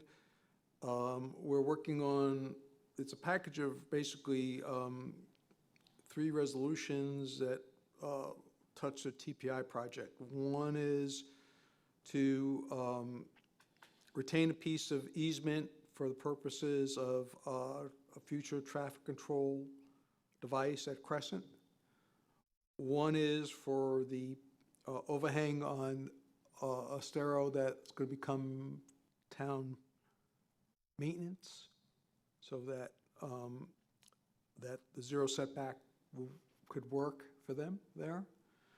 And a third was an agreement with TPI regarding that if their property is incidentally damaged in the zero setback when the town is doing maintenance, that they'll hold us harmless. So we hope to bring those packages to you as quickly as possible. They're moving along. Roger, do you know whether or not the county has executed their agreement yet with TPI? Because I know that I spoke with Commissioner Pendergrass after the TDC meeting and asked him if he would follow up on it because I believe that at that time, at least, when was that, a couple of weeks ago, they have it, the county attorney's office evidently has it, but they had not executed it yet. Do you know?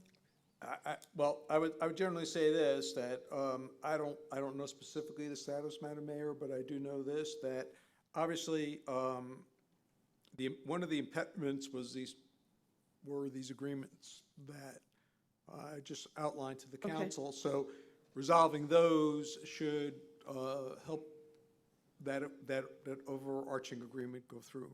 Okay. Anything else? Those are the main things I wanted to bring to your attention. When we had our hurricane season briefing, Council Butcher mentioned lessons learned from Michael, et cetera. So one of the speakers at the League of Cities was the folks from Mexico Beach. That presentation will be uploaded to the League of Cities sites. I will notify you all when that occurs so that you can watch Excellent. that Great. presentation and share the lessons learned that I heard from their staff.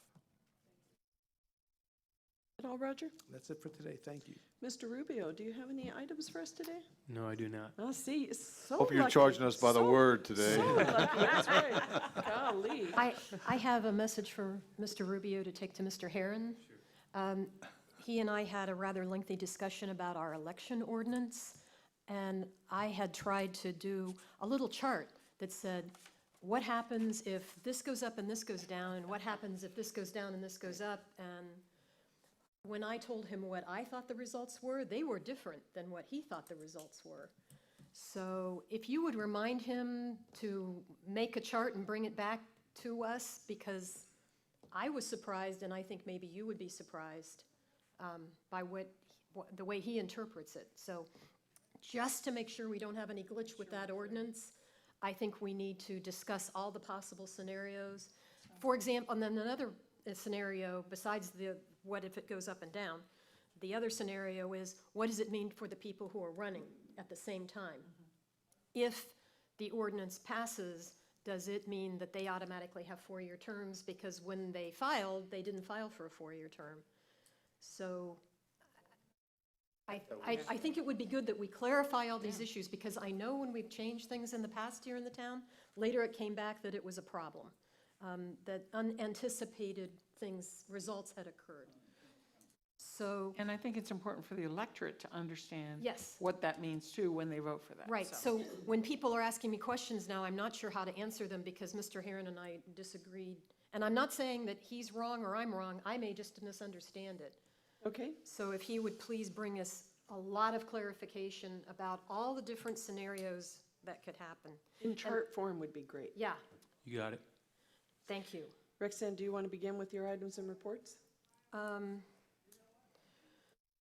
I only have one item, and that was, we had discussed at another meeting that we were going to talk about the stormwater general fund issue. I can tell you that since then, I have had lengthy conversations with both sides of the issue. And the more I talk to people, the more it's apparent that I do not understand. And I guess at this point, I think we had suggested that we were going to discuss it today.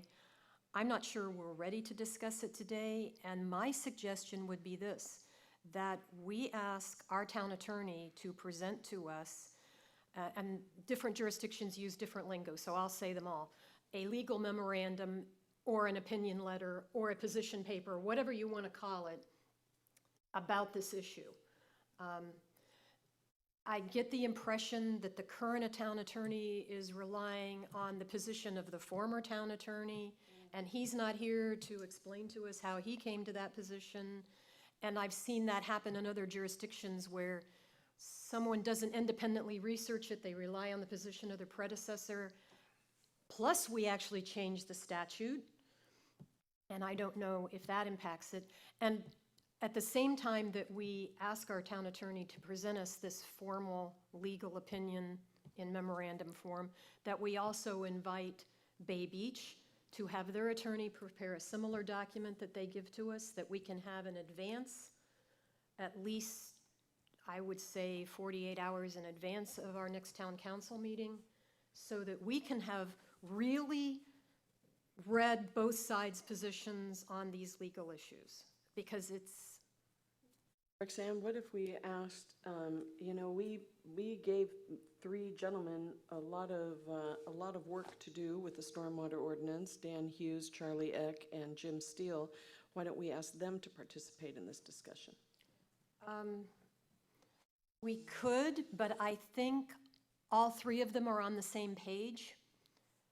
I don't know that. I Okay. have talked to Jim, I have. 2 or 3 are for sure. I think we're down to the legal thing, too. I have spoken to Jim Steele, I've heard Dan Hughes speak, and I have spoken to Charlie Eck. They all agree. So they're all on the same side, and I would rather hear from their attorney. I've heard a lot from Charlie Eck and other people explaining things to me, but I would like, if they feel comfortable presenting it. Obviously, I cannot order them to have their attorney do this, but I would like to request it, that it's a legal opinion from their side that we can read before we discuss this. And that's just my position. If you all want to go ahead and discuss it today without going down that road, I understand that. I don't want. Can I just say one thing? So, town council can handle this whatever way you're comfortable. You can make whatever decision you're comfortable making.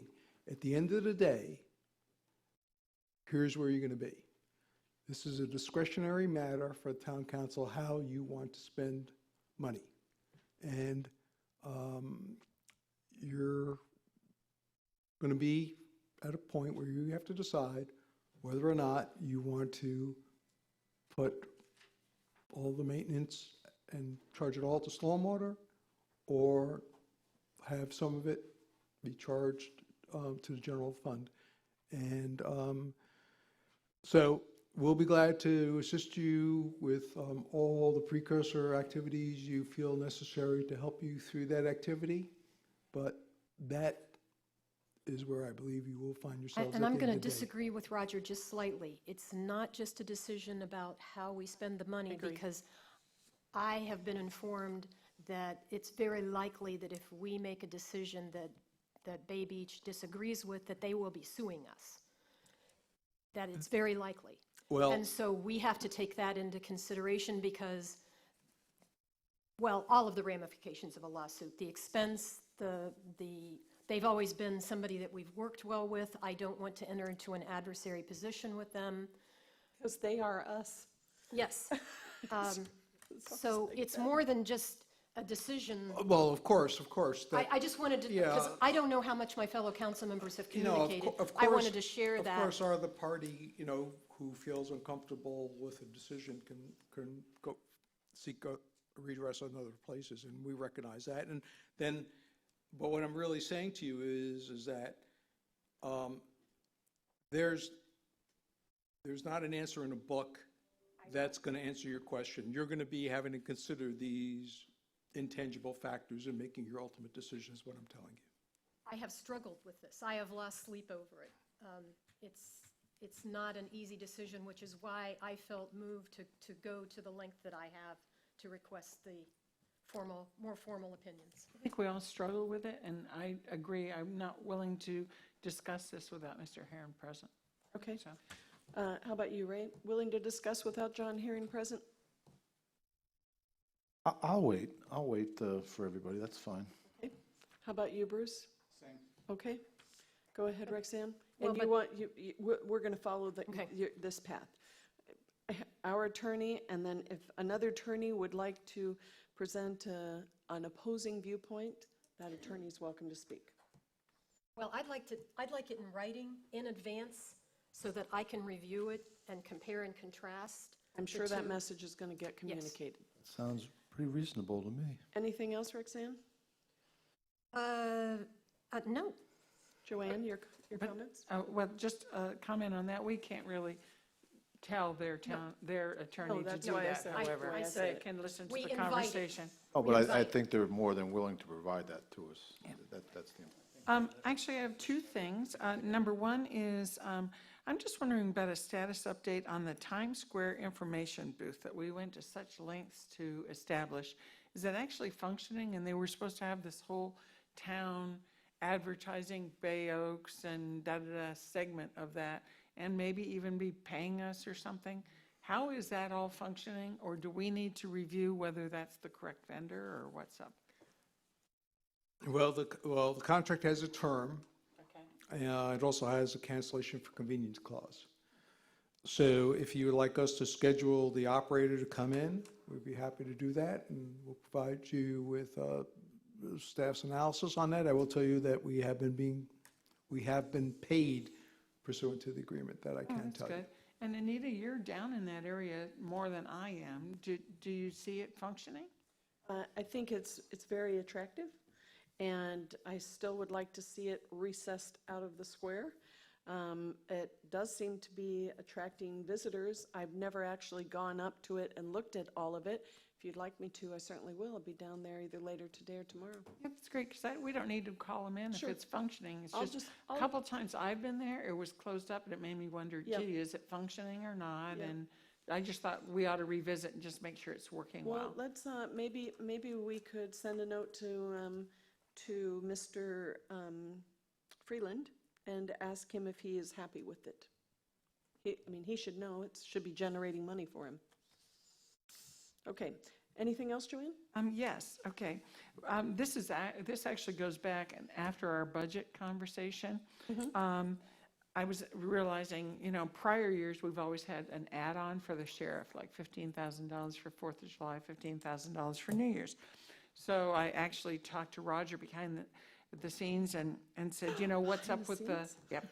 I had a meeting with Roger and said, what's up? And he explained that it's all included in the budget and how much it'll be this year and all that.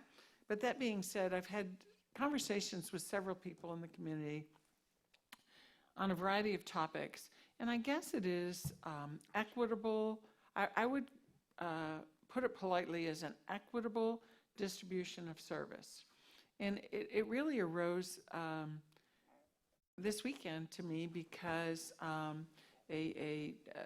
something happened in our neighborhood that was potentially of a criminal nature, and I heard about some other things going on that were criminal, and a lot of people just feel like we don't get coverage all the way down the island because there's such a concentration of the amount that we spend for sheriff's activities. There's such a concentration in certain spots on the island.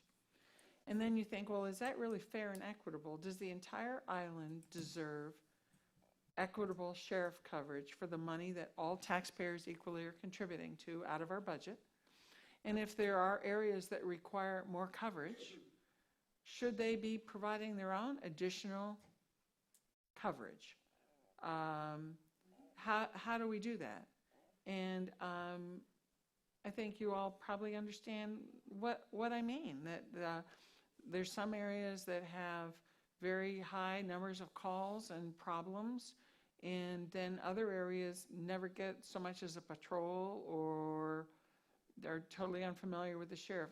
I just call it an equitable use of the services of the sheriff that everybody is contributing to with their taxes. And I think it's something that maybe we need to think about.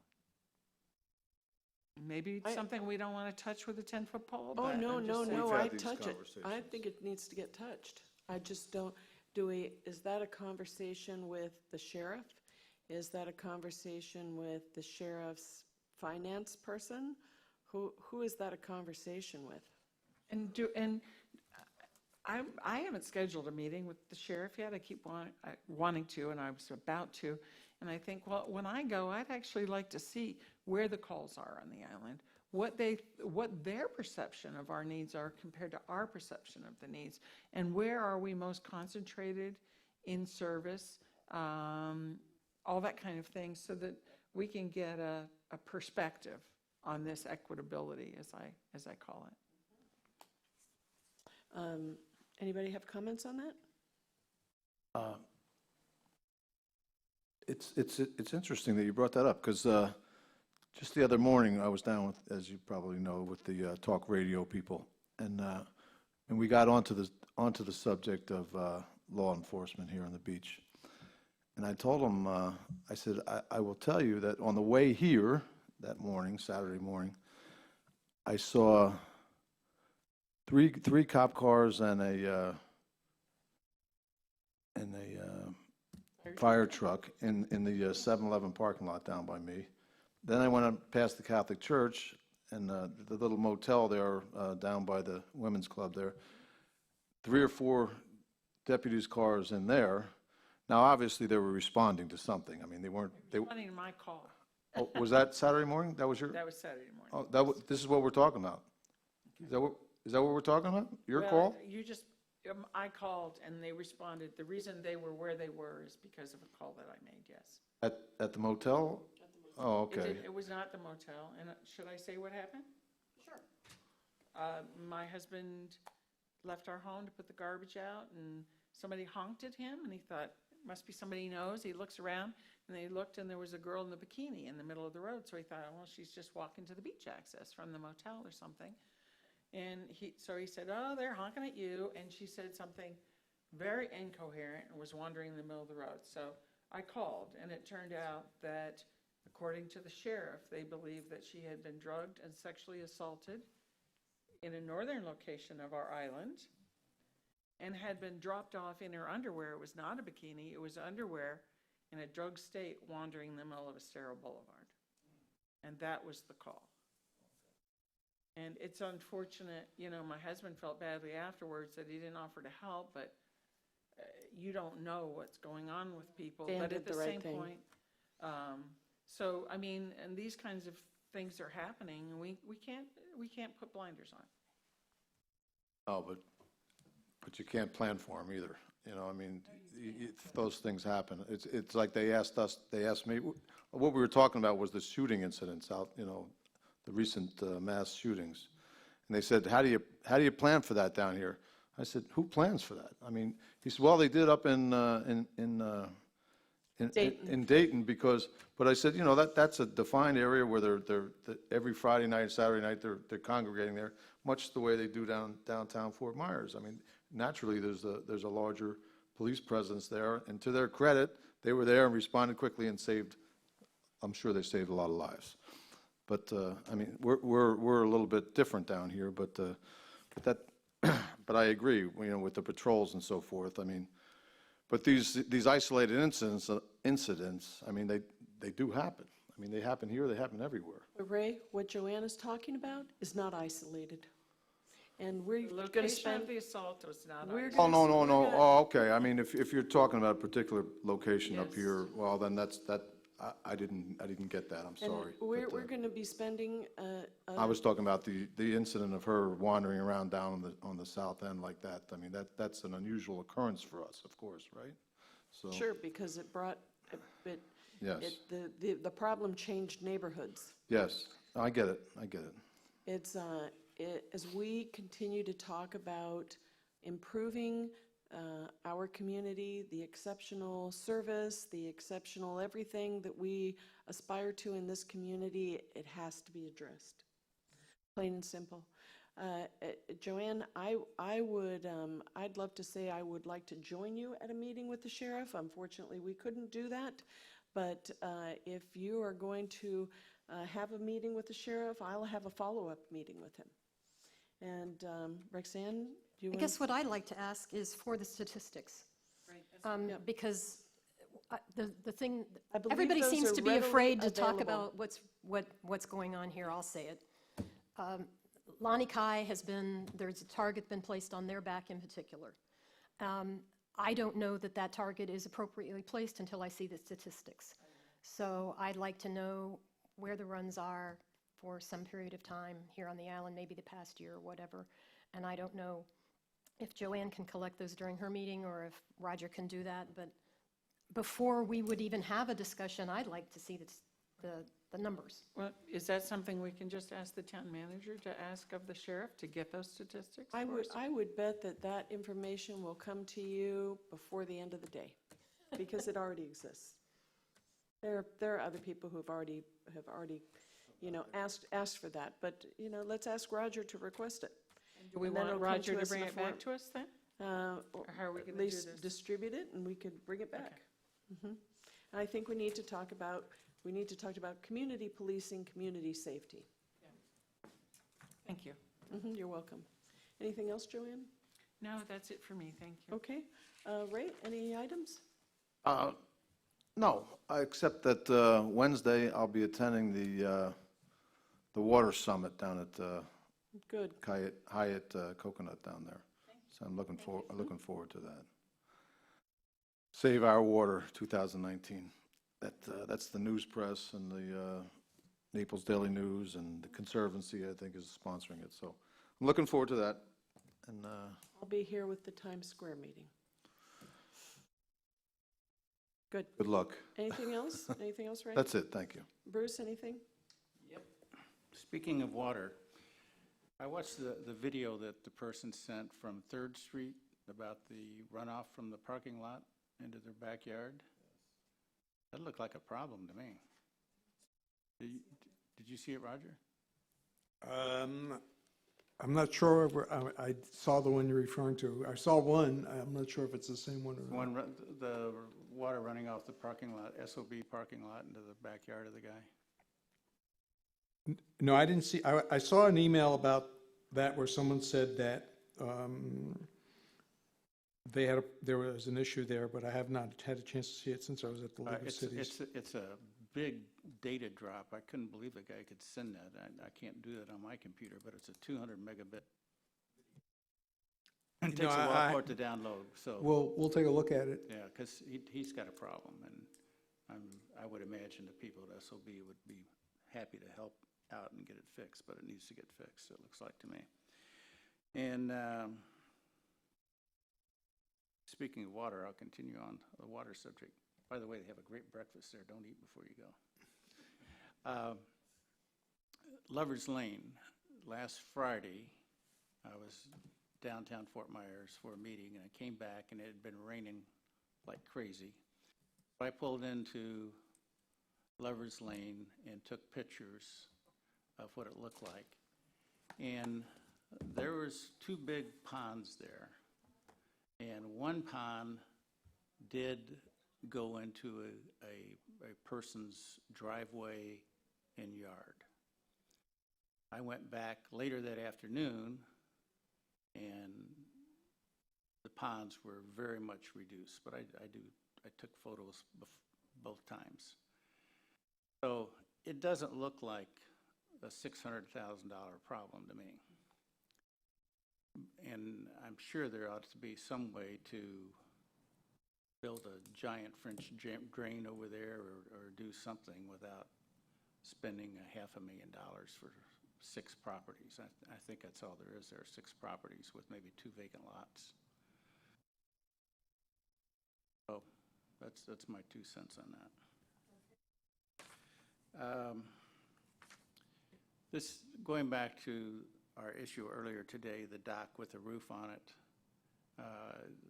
the man's right in that there are other docks with roofs on it there, and I think I heard him say one other one had just been put up within 3 months ago.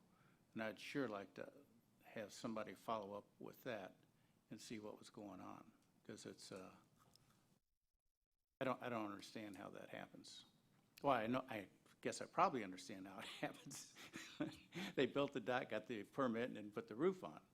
But it makes me wonder that if a guy across the canal's got his poster sticking up in the air 10 feet, whether he's getting ready to put his roof on his too.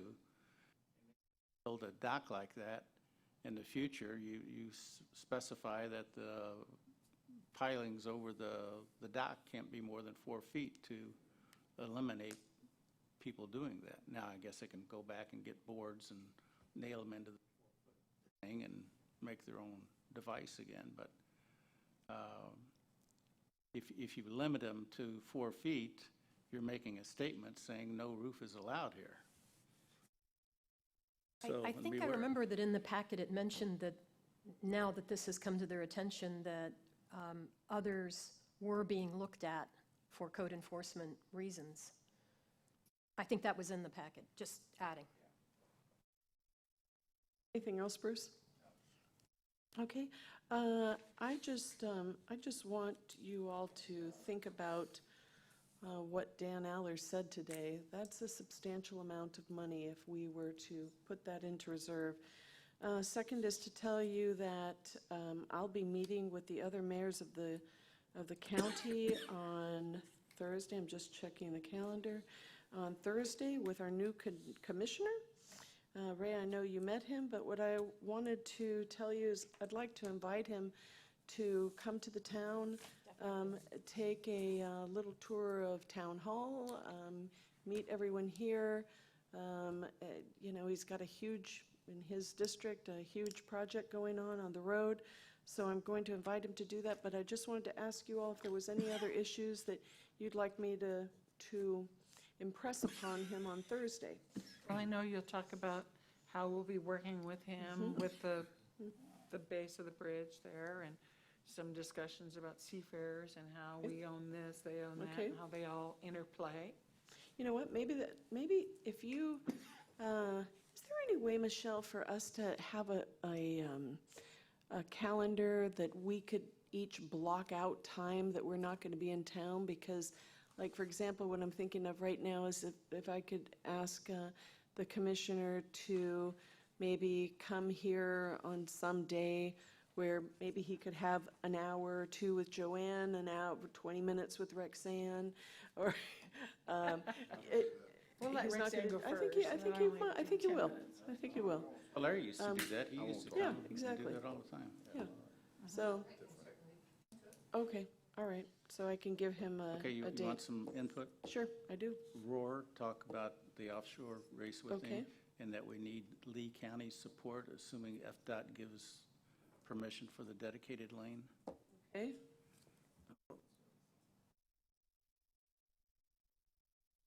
Will that be a county commission item, or will that be an administrative decision from Lee Dot?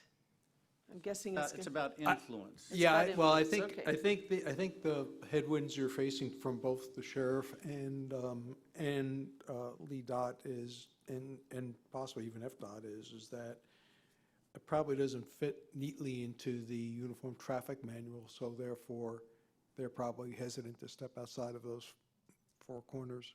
All right. What else, Bruce? Okay, just keep thinking. What were you going to say, Joanne? Point in discussing our concerns about traffic implications as they develop San Carlos and Island and all that kind of stuff, and up that corridor. If I that have the county- opportunity to, I will, but, you know, think there's going to be six mayors here for a luncheon, essentially, so I don't know how it will get set up. I was just hoping, if nothing else, to kind of hit a couple of high points and ask him to come and spend a day with us. I thought of my other point, Bay Oaks. Mm-hmm. That he understands the history that it got given to the town without a lot of consideration, probably. have been, and the fact that it's an overlapping interagency thing with the school and us and that they ought to, and that it's somewhat, it's not just a town asset because people from the unincorporated areas come over and use it to the baseball. That we should be looking at that as a joint project to find a solution. I was actually waiting to bring that up. That was going to, if I had a chance to talk to him, that would be what I would mention, and I would try to educate him on what I perceive to be the inequity of the fact that the county pays for Estero to have a huge recreation center, and they have now become a town or a village, whatever they call themselves, yet we were forced to take on the entire cost of ours, and that, to me, is a huge inequity. So maybe it would be, if I could, maybe the real thing for me to focus on Thursday would be to get him to set aside a morning, an afternoon, to come here and maybe each one of us take a topic with him. That might be instead of just touching on it. Okay. Other than that, I have no other items. It is 1:08 p.m. and I would entertain a motion to adjourn. Is there a second? Second. Okay, any discussion or objection to adjourning? There is none. It's 1:08 and we stand adjourned. Thank you to everyone who is watching, listening, and participating. Bye-bye.